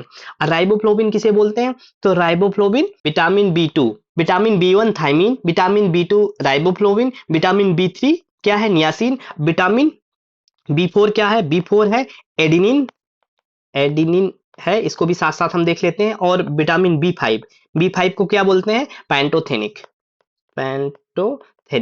पैंटोथेनिक, ये विटामिन है। तो हमने यहाँ पे देखा, और कौन सा विटामिन बच रहा है? Vitamin A. विटामिन ए को क्या बोलते हैं? रेटिनॉल। रेटिनॉल, रेटिनॉल क्या है? विटामिन ए है। और विटामिन सी भी बच रहा है। विटामिन सी को क्या बोलते हैं? Ascorbic acid. एस्कॉर्बिक एसिड, ये विटामिन सी को, ये क्या है? केमिकल नेम है इनके। तो विटामिन बी 1 क्या हो जाएगा? थायमीन हो जाएगा। यहाँ पे राइबोफ्लोविन दिया है, जो राइबोफ्लोविन क्या है? विटामिन बी 2 है। Vitamin D calciferol, vitamin E tocopherol, vitamin B 3 niacin. ठीक है। और एक बार फिर से हम हिंदी में देख लेते हैं। विटामिन बी 1 को क्या बोलते हैं? बी 1 को थायमीन बोलते हैं, थायमीन बोलते हैं। विटामिन बी 2 को क्या बोलते हैं? राइबोफ्लोविन बोलते हैं। एक बार फिर से हम सारा देख ले रहे हैं। और विटामिन बी 3 को नियासिन बोलते हैं। और विटामिन बी 4 को क्या बोलते हैं? एडिनिन बोलते हैं, एडिनाइन बोलते हैं। और विटामिन बी 5 को क्या बोलते हैं? पैंटोथेनिक, पैंटोथेनिक बोलते हैं। और विटामिन ए को क्या बोलते हैं? रेटिनॉल बोलते हैं, रेटिनॉल, रेटिनॉल कहते हैं विटामिन ए को। और विटामिन सी को क्या बोलते हैं? एसॉर्बिक एसिड, एस्कॉर्बिक एसिड बोलते हैं। अब विटामिन डी कैल्सीफेरॉल, और देखते हैं मैच कौन है। Vitamin D calciferol, vitamin E tocopherol and vitamin B 3 niacin. इस तरीके से इस प्रश्न का सही जवाब क्या हो जाएगा? गलत पूछा गया है तो ऑप्शन ए गलत होगा। तो सही जवाब क्या हो जाएगा? Option A. क्वेश्चन नंबर 70, यहाँ पे लिस्ट है, लिस्ट 1, लिस्ट 2, हमको मैच करना है। लैक्टोज, लैक्टोज कहाँ से होता है? तो लैक्टोज का सिक्रेशन कहाँ पे होता है? स्मॉल इंटेस्टाइन से होता है। लाइपेज, लाइपेज कहाँ पे होता है? पैनक्रियाज, लाइपेज कहाँ से होता है? पैनक्रियाज। टाइलिन कहाँ से होता है? तो टाइलिन माउथ, टाइलिन माउथ ही क्या है? ये ओरल, टाइलिन माउथ या ओरल। और नेक्स्ट क्या है? पेप्सिन, पेप्सिन कहाँ पे होगा? स्टमक। ये सारे एंजाइम्स हैं जो हमारे डाइजेशन को हेल्प करते हैं। तो लैक्टोज स्मॉल इंटेस्टाइन जो लैक्टोज के डाइजेशन में हेल्प करता है। लाइपेज क्या? पैनक्रियाज से सेक्रेट होता है। और ये कहाँ पे? लाइपेज किसके लिए हेल्प करता है? तो लाइपेज का काम होता है फैट को ब्रेक डाउन करना, फैट को तोड़ना, फैट के तोड़ने के लिए ब्रेक डाउन, फैट को ब्रेक डाउन करने के लिए लाइपेज का यूज होता है। नेक्स्ट टाइलिन, टाइलिन का सेक्रेशन ओरल से होता है, माउथ से ही होता है। और ये किसके हेल्प करता है? किसके डाइजेशन में? ये स्टार्च के डाइजेशन में हेल्प करता है टाइलिन। और पेप्सिन का स्टमक से होता है। अब पेप्सिन का रोल क्या होता है? ये प्रोटीन के डाइजेशन में हेल्प करता है। तो इस तरीके से इस प्रश्न का सही जवाब हो जाएगा ऑप्शन 70 का डी, A2B4C1D3। हिंदी में भी देख लेते हैं। लैक्टोज, लैक्टोज किसके लिए हेल्प कर? लैक्टोज कहाँ होता है? तो यहाँ पे फिर से देखते हैं। लैक्टोज, लैक्टोज कहाँ पे होता है? छोटी आंत में होता है। लाइपेज कहाँ पे होता है? तो लाइपेज अग्नाशय में होता है। और टाइलिन कहाँ पे होता है? मुख में होता है। और पेप्सिन कहाँ पे होता है? तो पेप्सिन आमाशय में होता है। लैक्टोज हेल्प करता है लैक्टोज के पाचन के लिए। लाइपेज हेल्प करता है वसा को तोड़ने में, वसा के पाचन में। टाइलिन हेल्प करता है स्टार्च के पाचन में। और पेप्सिन प्रोटीन के पाचन में हेल्प करता है। सही जवाब हो जाएगा ऑप्शन डी, ऑप्शन डी सही जवाब हो जाएगा। Next question 71, which of the above is a not a genetic disease? इसमें से कौन सी जेनेटिक डिसीज नहीं है? हिंदी में देखते हैं। कौन सा अनुवांशिक रोग नहीं है? Patau syndrome, blue baby syndrome, clean filter syndrome, down syndrome. तो इसमें से ब्लू बेबी सिंड्रोम क्या है? अनुवांशिक रोग नहीं है। बाकी पटाउ सिंड्रोम, क्लेनेफ्रेल्टर और डाउन सिंड्रोम ये क्या है? अनुवांशिक रोग है। और ब्लू बेबी सिंड्रोम ये क्या है? जेनेटिक नहीं है, अनुवांशिक नहीं है। इस ब्लू बेबी सिंड्रोम का कारण क्या है? ये नाइट्रेट से होने वाली बीमारी है, नाइट्रेट से होने वाली बीमारी है। और इसमें क्या इसका सिम्टम्स क्या होते हैं? इसमें स्किन का कलर क्या हो जाता है? ब्लू या पर्पल जैसे दिखने लगता है, ब्लू बेबी सिंड्रोम। तो अनुवांशिक कौन सा रोग नहीं है? Option B, blue baby syndrome अनुवांशिक रोग नहीं है। क्वेश्चन नंबर 72, इसमें से कौन सा पेयर रॉन्गली मैच्ड है? हमको फाइंड करना है। तो पहला first health policy, first health policy कब आती है? तो पहला तो यहीं पे गलत हो जाता है। पहली हेल्थ पॉलिसी आ रही है 1983 में, 1983 में पहली हेल्थ पॉलिसी आ रही है। सेकंड हेल्थ पॉलिसी आती है, सेकंड हेल्थ पॉलिसी आती है, सेकंड भी गलत है। सेकंड हेल्थ पॉलिसी 2002 में सेकंड हेल्थ पॉलिसी आती है। और थर्ड हेल्थ पॉलिसी कब आती है? 2017। तो ये करेक्ट है। तो पहली हेल्थ पॉलिसी कब आती है? 1983 आती है। किस पहली बार? जो हिंदी में देखते हैं एक बार। प्रथम स्वास्थ्य नीति कब आ रही है? प्रथम स्वास्थ्य नीति 1983 आ रही है। उस समय के प्रधानमंत्री कौन था? तो इंदिरा गांधी, इंदिरा गांधी के समय में पहली स्वास्थ्य नीति आती है। द्वितीय स्वास्थ्य नीति कब आ रही है? 2002 में। उस समय प्रधानमंत्री कौन थे? तो अटल बिहारी वाजपेयी थे। और तृतीय स्वास्थ्य नीति कब आती है? 2017 में, अंडर मोदी गवर्नमेंट। तो इस तरीके से इसमें से गलत कौन सा है? तो पहला और दूसरा गलत है। तो ऑप्शन बी क्या हो जाएगा? इस प्रश्न का सही जवाब हो जाएगा। Question number 73 under Madhya Pradesh nutrition policy 2020 by when was target been set to makes Madhya Pradesh malnutrition free. Madhya Pradesh nutrition policy 2020 में मध्य प्रदेश को मल न्यूट्रिशन फ्री बनाने का टारगेट कब तक रखा गया है? तो 2025 तक, 30 तक, 27 तक, 32 तक। तो इसमें 2030 तक मध्य प्रदेश को मल न्यूट्रिशन फ्री बनाने का टारगेट है। किसमें? मध्य प्रदेश न्यूट्रिशन पॉलिसी में। हिंदी में देखते हैं, मध्य प्रदेश पोषण नीति 2020 के तहत कब तक मध्य प्रदेश कुपोषण मुक्त होगा? तो 2030 तक मध्य प्रदेश कुपोषण फ्री हो जाएगा। Question number 74 which day is organized on the 4th Tuesday of the month under मंगल दिवस योजना। मंगल दिवस योजना का चौथा जो मंगलवार होता है किसके लिए होता है? बेबी शॉवर, अन्नप्राशन, बर्थडे और एडोलेसेंस गर्ल डे। हिंदी में देखते हैं, मंगल दिवस योजना के तहत माह के चतुर्थ मंगलवार को किस दिवस का आयोजन किया जाता है? तो मंगल दिवस जो योजना है ये सबसे पहले तो हमको यह जानना है 2007-8 से प्रारंभ हुई और ये मुख्यतः कहाँ? आंगनवाड़ी केंद्रों द्वारा चलाई जाती है। और जो पहला मंगल होता है, इसमें 4 मंगलवार होते हैं, चारों के लिए डिसाइड है। तो जो पहला मंगलवार होता है तो उसमें क्या होता है? बेबी शॉवर होता है, गोद भराई होती है। ये पहला मंगलवार को क्या होता है? गोद भराई। दूसरे मंगलवार को क्या होता है? अन्नप्राशन होता है। तो दूसरा मंगलवार सेकंड ट्यूसडे को क्या होता है? दूसरा मंगलवार को अन्नप्राशन होता है। और तीसरे मंगलवार को क्या होता है? जन्म दिवस होता है। तीसरे मंगलवार को जन्म दिवस होता है। और चौथे मंगलवार को किशोरी बालिका दिवस होता है। किशोरी बालिका दिवस होता है। तो प्रश्न में कौन से मंगलवार के बारे में पूछा जा रहा है? चतुर्थ। तो चतुर्थ में क्या होगा? किशोरी बालिका दिवस मनाया जाता है चौथे मंगलवार में, तो ध्यान रखना है। क्वेश्चन में फोर्थ ट्यूसडे को क्या मनाया जाता है? तो एडोलेसेंस गर्ल डे मनाया जाता है। ऑप्शन डी करेक्ट हो जाएगा। Question number 75 identify the correct code. एक तरफ मिनरल है, दूसरी तरफ से डिफिशियंसी डिसीज है। उस मिनरल के डिफिशियंसी से डिसीज हो जाती है। तो आयरन के डिफिशियंसी से क्या होता है? एनीमिया होता है। सोडियम के डिफिशियंसी से क्या हो जाता है? तो डायरिया हो जाता है। और कैल्शियम के डिफिशियंसी से क्या हो जाता है? कैल्शियम के डिफिशियंसी से टेटनिंग हो जाता है। और आयोडीन के डिफिशियंसी से ग्वाइटर हो जाता है। इस तरीके से सही जवाब हो जाएगा option A4 B3 C2 D1। Hindi में देखते हैं, आयरन की कमी से क्या होता है? एनीमिया होता है। सोडियम की कमी से क्या हो जाता है? तो सोडियम की कमी से डायरिया हो जाता है। कैल्शियम की कमी से टेटनिंग हो जाती है। और आयोडीन की कमी से घेघा रोग होता है। तो ऑप्शन ए सही जवाब हो जाएगा।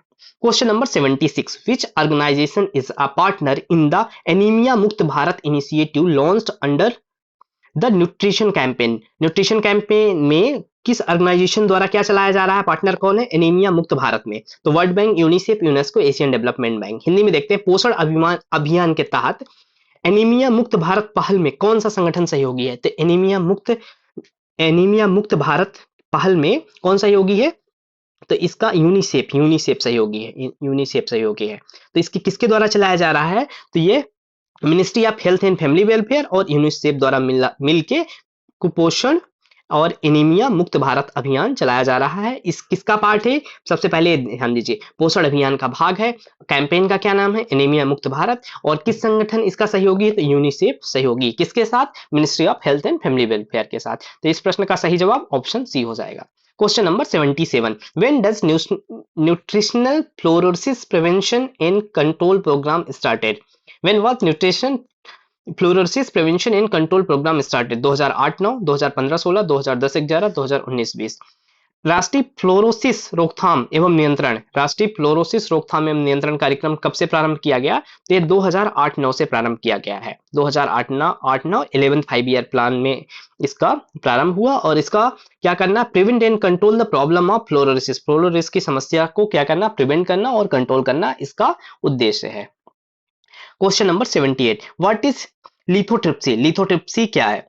तो ऑप्शन हम देखते हैं, लिथोट्रिप्सी क्या है? गृह प्रयोग के लिए पत्थरों को तराशना, कार्बन विधि से पत्थरों की आयु ज्ञात करना, गुर्दे की पथरी के किरणों द्वारा तोड़ना, पत्थरों पर लिखने की कला। तो लिथोट्रिप्सी क्या है? गुर्दे की पथरी को किरणों द्वारा तोड़ने को क्या बोलते हैं? लिथोट्रिप्सी बोलते हैं। लिथोट्रिप्सी। और लिथोट्रिप्सी का जो जनरल मीनिंग हुई होती है टू ब्रेक स्टोन। लिथोट्रिप्सी को क्या होते हैं?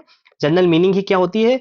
टू ब्रेक स्टोन होता है। और जब हम गुर्दे की पथरी को किरणों के द्वारा, रेज के द्वारा तोड़ते हैं तो इसको क्या बोलते हैं? इस ट्रीटमेंट को लिथोट्रिप्सी बोलते हैं। तो ऑप्शन सी करेक्ट हो जाएगा। 79 विच पेयर इज रॉन्गली मैच्ड? कौन सा पेयर इसमें रॉन्गली मैच्ड है? एक तरफ वैक्सीन है, दूसरे में ट्रीटमेंट है। तो बीसीजी फर्स्ट है बीसीजी। बीसीजी जो वैक्सीन है किसके लिए है? ये ट्यूबरक्लोसिस के लिए है। नेक्स्ट है ओपीवी, किसके लिए है? पोलियो के लिए है। एमएमआर किसके लिए है? रूबेला के लिए है। और पीसीबी कॉलरा। तो दोस्तों ये गलत हो जाएगा। पीसीबी किसके लिए है? पीसीबी न्यूमोनिया के लिए है। किसके लिए है? न्यूमोनिया के लिए, न्यूमोनिया के लिए है, ना कि कॉलरा के लिए है। तो ऑप्शन डी यही क्या है? रॉन्गली मैच्ड है। ये इस प्रश्न का सही जवाब हो जाएगा। हिंदी में देखते हैं, बीसीजी क्षय रोग के लिए है, ओपीवी पोलियो के लिए है, एमएमआर रूबेला के लिए है, और पीसीजी किसके लिए है? निमोनिया, निमोनिया के लिए है। हैजा के लिए ना होगा, निमोनिया के लिए, इसलिए ये सही जवाब हो जाएगा। Question number 80, health in India report is released by whom? Health in India, health in India report किसके द्वारा जारी किया गया है?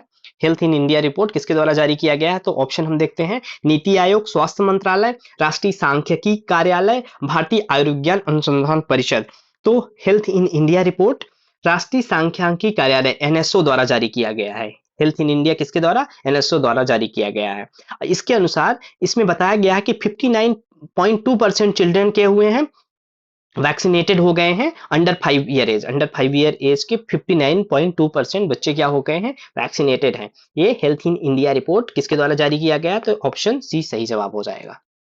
Question number 81, which district Madhya Pradesh was given Kayakalp award for 2023 for quality health services by government of India? तो प्रश्न क्या है? मध्य प्रदेश का कौन सा जिला है जिसको कायाकल्प अवार्ड 2022 से दिया गया है? किसके लिए? हेल्थ सर्विसेज के लिए, क्वालिटी हेल्थ सर्विसेज के लिए। गुणवत्तापूर्ण स्वास्थ्य सेवाओं के लिए कायाकल्प अवार्ड 22-23 मध्य प्रदेश के किस जिलों को दिया गया है? तो मध्य प्रदेश के सीहोर जिलों को कायाकल्प प्राप्त हुआ है। कायाकल्प अवार्ड किसके द्वारा दिया गया है? तो भारत सरकार के द्वारा दिया गया है। और किसके लिए दिया गया? हेल्थ सर्विसेज के लिए दिया गया है, ध्यान रखना है। तो ऑप्शन बी करेक्ट हो जाएगा। Question number 82, which pair is incorrectly matched? National malaria control 1953, national tuberculosis control programme 1962, national AIDS control 1982, pulse polio campaign 1995। तो मलेरिया प्रोग्राम कब प्रारंभ हुआ? तो मलेरिया प्रोग्राम 1953 से चालू हुआ, बिल्कुल सही है।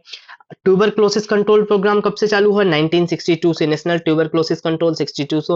एड्स कंट्रोल प्रोग्राम कब से चालू हुआ है? तो एड्स कंट्रोल प्रोग्राम इन 1982 से ना प्रारंभ होकर कब हुआ? यही गलत होगा, ये 1992 से प्रारंभ हुआ है। एड्स कंट्रोल प्रोग्राम 1992 से प्रारंभ हुआ है।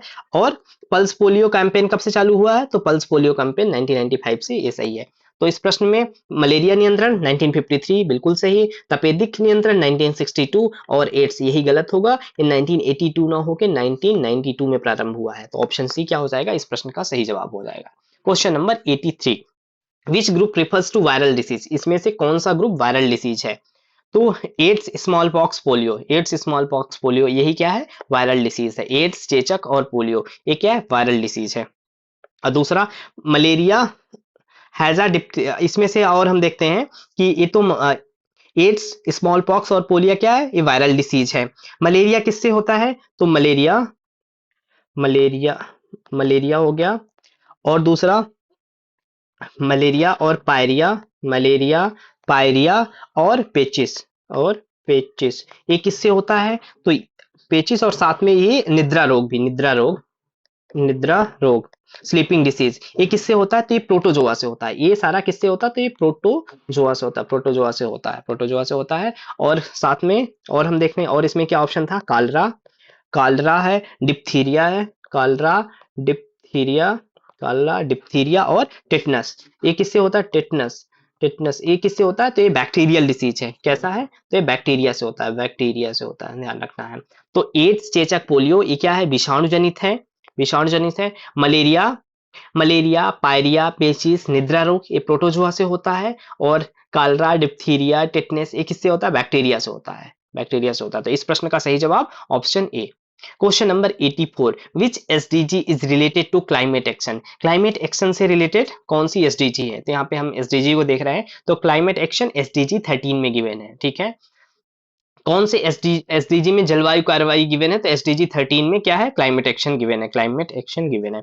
और एसडीजी का कब आई है? टोटल एसडीजी कितनी है? तो एसडीजी टोटल 17 है। इसका कब एसडीजी डिसाइड किया गया? तो पेरिस एग्रीमेंट 2015 से। कब से चालू हुआ है? तो पेरिस एग्रीमेंट 2015 से चालू हुआ, जिसमें से एसडीजी 13 किससे रिलेटेड है? जलवायु कार्रवाई, क्लाइमेट एक्शन से रिलेटेड है। और इस प्रश्न का सही जवाब भी हो जाएगा। Question number 85, where was sustainable development defined in the first time sustainable development कहां पे डिफाइन हुआ था? सतत विकास की व्याख्या पहली बार कहां की गई थी? तो दोस्तों सतत विकास की पहली बार व्याख्या ब्रंटलैंड कमीशन रिपोर्ट के माध्यम से की गई थी, ब्रंटलैंड कमीशन रिपोर्ट। और ये कब आया था? 1987 में आया था, 1987 में आया था। यहीं से किसकी बात आ गई? एसडीजी, सस्टेनेबल डेवलपमेंट की बात यहीं से की गई थी। और इसको मान्यता कब मिली? तो यूनाइटेड नेशनल कॉन्फ्रेंस इन्वायरमेंट में कब हुआ था? 1992 के रियो डी जेनेरियो से इसको मान्यता मिली है। तो प्रश्न में क्या पूछा गया था? सतत विकास की व्याख्या पहली बार ब्रटलैंड कमीशन रिपोर्ट 2000, ब्रिटलैंड कमीशन रिपोर्ट 1987 में की गई थी। और ये सस्टेनेबल गोल्स कब आए हैं? तो 2000 एसडीजी आए हैं, पेरिस समझौता 2015 से आए हैं।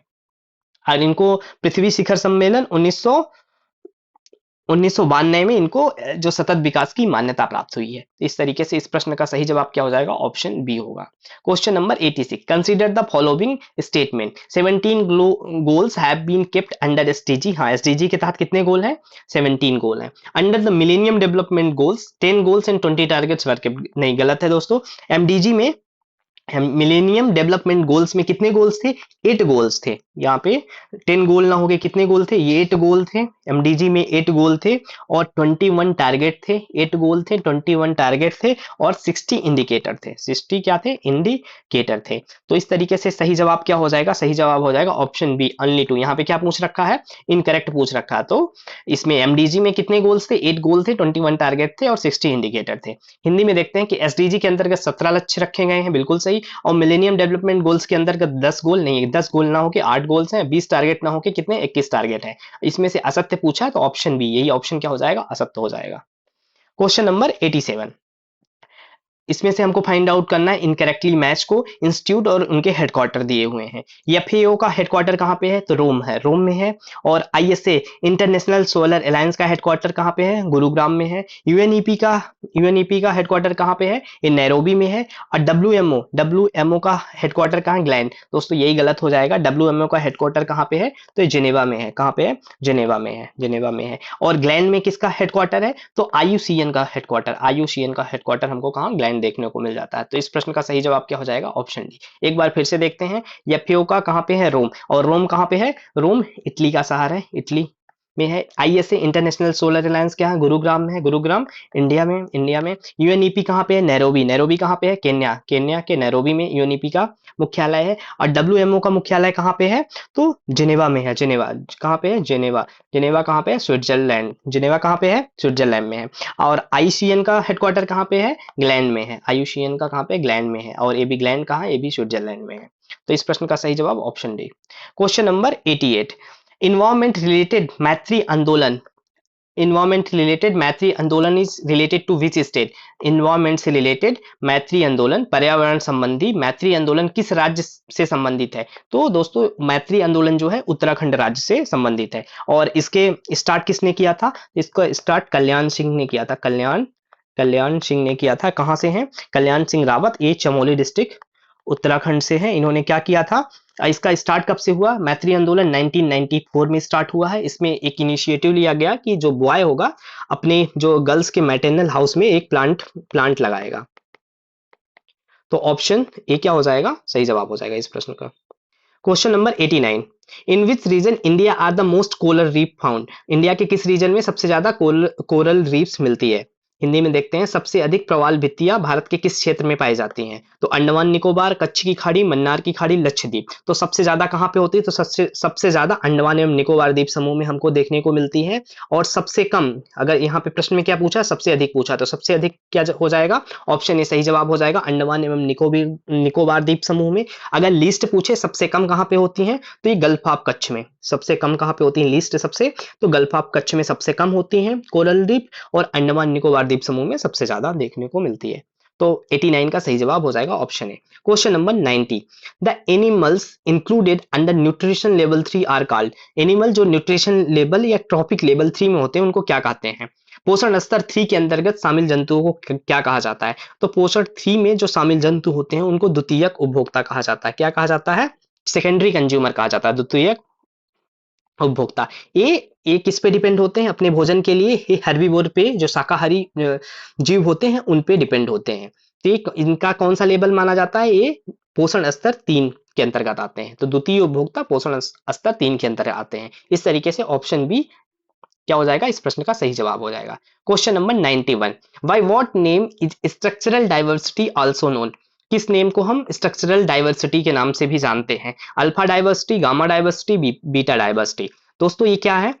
ये बायोडाइवर्सिटी मेजर करने के 3 तरीके हैं। बायोडाइवर्सिटी मेजर करने के 3 तरीके हैं, अल्फा, बीटा, गामा डाइवर्सिटी। तो अल्फा डाइवर्सिटी क्या होती है? अल्फा डाइवर्सिटी में हम स्पीसीज की डाइवर्सिटी देखते हैं। क्या है? स्पीसीज, कोई जो प्रजाति है उसकी डाइवर्सिटी देखते हैं इन ए इकोसिस्टम। किसी भी इकोसिस्टम में जो स्पीसीज की डाइवर्सिटी है उसको मेजर करने का तरीका क्या होता है? Alpha diversity. बीटा डाइवर्सिटी क्या होती है? इसमें स्पीसीज की जो चेंजेस होते हैं उसको मेजर करते हैं। ये क्या होती है? बिटवीन कम्युनिटी या बिटवीन इकोसिस्टम होता है। ध्यान रखना, एक से ज्यादा इकोसिस्टम के मध्य जब हम देखते हैं कि उसमें क्या चेंजेस हो रहे हैं, क्या परिवर्तन हो रहे हैं, तो उसको हम बीटा डाइवर्सिटी कहते हैं। और क्वेश्चन भी क्या पूछा हुआ कि स्ट्रक्चरल डाइवर्सिटी हमको कहां से पता चलती है? तो जो क्या चेंजेस हो रहे हैं कहां से पता चलता है? तो हमको बीटा डाइवर्सिटी से पता चलता है। और गामा डाइवर्सिटी क्या रिप्रेजेंट करता है? ये ओवरऑल बायोडाइवर्सिटी को प्रेजेंट करता है एक लार्ज रीजन में, एक लार्ज या कि बड़े रीजन को रिप्रेजेंट करता है जिसमें कई सारे इकोसिस्टम, कई सारे रीजन्स आ जाते हैं। उसको हम क्या बोलते हैं? गामा डाइवर्सिटी बोलते हैं। तो प्रश्न में क्या पूछा हुआ है? संरचनात्मक विविधता को किस नाम से भी जानते हैं? तो संरचनात्मक विविधता हमको बीटा विविधता से पता चलती है। तो ऑप्शन बी इस प्रश्न का सही जवाब हो जाएगा। क्वेश्चन नंबर 92, हमको यहाँ पे 2 लिस्ट है, उसको मैच करना है।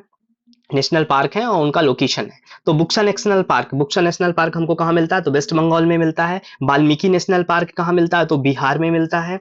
डलमा वाइल्ड लाइफ सेंचुरी कहाँ पे है? तो झारखंड में है। नवेगांव नेशनल पार्क कहाँ पे? महाराष्ट्र में। इस तरीके से सही जवाब क्या हो जाए? Option D, A2, B3, C4, D1। एक बार फिर से देख लेते हैं हिंदी में। बुक्सा राष्ट्रीय उद्यान कहाँ पे है? तो पश्चिम बंगाल में देखने को मिलता है। वाल्मीकि राष्ट्रीय उद्यान कहाँ पे है? तो बिहार में हमको देखने को मिलता है। दलमा वन्यजीव अभयारण्य कहाँ पे है? तो झारखंड में है। और नवेगांव राष्ट्रीय उद्यान महाराष्ट्र में है। सही जवाब क्या हो जाएगा? ऑप्शन डी हो जाएगा। Question number 93, Cartagena protocol related to. तो सबसे पहले हम देखते हैं कॉर्टिजेना प्रोटोकॉल कब आया। तो कॉर्टिजेना प्रोटोकॉल आया, कब आया था?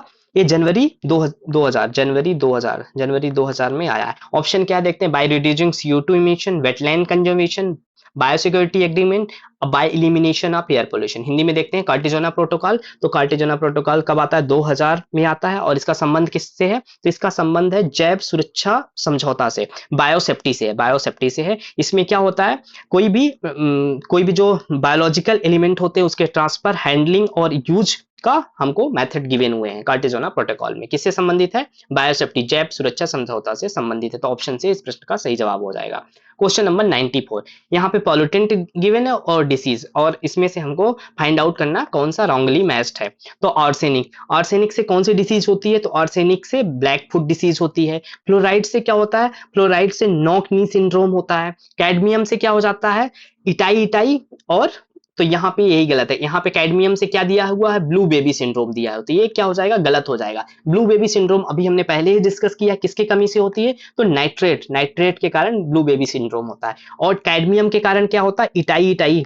कौन सा रोग होता है? इटाई होता है। और कौन सा होता है? इससे डायरिया होती है, डायरिया। इटाई और डायरिया किससे होती है? कैडमियम से होती है। और कॉपर से हेमोलिसिस होती है। तो इस प्रश्न का सही जवाब ऑप्शन सी। एक बार फिर से हिंदी में देखते हैं। आर्सेनिक से ब्लैक फुट डिसीज होती है। फ्लोराइड से नॉक नी सिंड्रोम होता है। कैडमियम से क्या होता है? इटाई रोग होता है। ब्लू बेबी सिंड्रोम किससे होता है? तो नाइट्रेट से होता है। और कॉपर से हीमोलाइसिस होता है। तो इस प्रश्न का सही जवाब कैडमियम, ब्लू बेबी सिंड्रोम।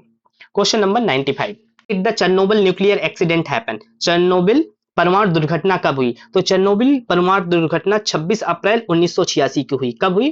तो ऑप्शन बी 26 अप्रैल 1986 में हुई है। और अब तक का ये वर्ल्ड का मोस्ट डिजास्टरस दुर्घटना है। और इसमें क्या हुआ था? तो इसमें न्यूक्लियर रिएक्टर का एक्सप्लोजन हो गया था। क्या हुआ था? न्यूक्लियर रिएक्टर का एक्सप्लोजन हो गया था। कहां पे हुआ था? तो मोस्टली अफेक्टेड जो एरिया कहां थी? यूक्रेन में हुआ था। चेरनोबिल कहां पे है? यूक्रेन में है। अब तक ह्यूमन हिस्ट्री का ये सबसे बड़ा इंडस्ट्रियल डिजास्टर है। और प्रश्न में क्या पूछा गया है कि कब हुआ था? तो 26 अप्रैल 1986 को हुआ था। Question number 96, in which year Madhya Pradesh state disaster authority formed? Madhya Pradesh में स्टेट डिजास्टर अथॉरिटी कब फॉर्म हुई थी? तो मध्य प्रदेश में स्टेट डिजास्टर अथॉरिटी 2007 में फॉर्म हुई थी। तो मध्य प्रदेश राज्य आपदा प्रबंधन प्राधिकरण का गठन किस वर्ष हुआ? तो 2007 में इसका गठन हुआ था। तो ऑप्शन सी क्या हो जाएगा? इस प्रश्न का सही जवाब हो जाएगा। Question number 97, what is the Basel convention related to? Basel convention किससे रिलेटेड है? हिंदी में देखते हैं बेसल कन्वेंशन किससे संबंधित है। तो ये खतरनाक अपशिष्ट को निपटान से नियंत्रण, खतरनाक अपशिष्ट के निपटान के नियंत्रण से संबंधित है बेसल कन्वेंशन। और बेसल कन्वेंशन कब आया इसको भी जान लेते हैं। तो ये बेसल कन्वेंशन 1992 में आया है। इसको क्या कंट्रोल करना है? कंट्रोल करना है किसके लिए? मूवमेंट में क्या हजार्डस वेस्ट जो है और उनका निपटान करना है। जो खतरनाक अपशिष्ट हैं उनको कंट्रोल और निपटान करने के लिए क्या आया है? बेसल कन्वेंशन आया है। कब आया? 1992 में आया है। सही जवाब क्या हो जाएगा? ऑप्शन सी हो जाएगा।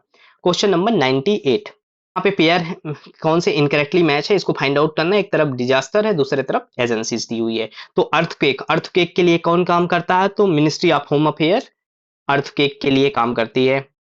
Ministry of home affair. Biological disease, biological disaster के लिए कौन सी मिनिस्ट्री काम करती है? तो ministry of health and family welfare काम करती है, health and family welfare. Oil spill के लिए कौन सी मिनिस्ट्री काम करती है? तो ऑयल स्पिल के लिए मिनिस्ट्री ऑफ डिफेंस काम करती है। और ड्रॉट के लिए होम मिनिस्ट्री। यही दोस्तों गलत जवाब हो जाएगा, क्योंकि ड्रॉट के लिए कौन सी? एग्रीकल्चर मिनिस्ट्री काम करती है, एग्रीकल्चर मिनिस्ट्री काम करती है, ना कि होम मिनिस्ट्री काम करती है। तो ऑप्शन डी सही हो जाएगा। हिंदी में देखते हैं, भूकंप के लिए कौन सा गृह मंत्रालय काम करता है? जैविक आपदाओं के लिए स्वास्थ्य एवं परिवार कल्याण मंत्रालय काम करता है। तेल रिसाव के लिए रक्षा मंत्रालय काम करता है। और सूखा के लिए गृह मंत्रालय ना होके कौन से होगा? कृषि मंत्रालय काम करता है, कृषि मंत्रालय काम करता है। तो ऑप्शन डी इस प्रश्न का सही जवाब हो जाएगा।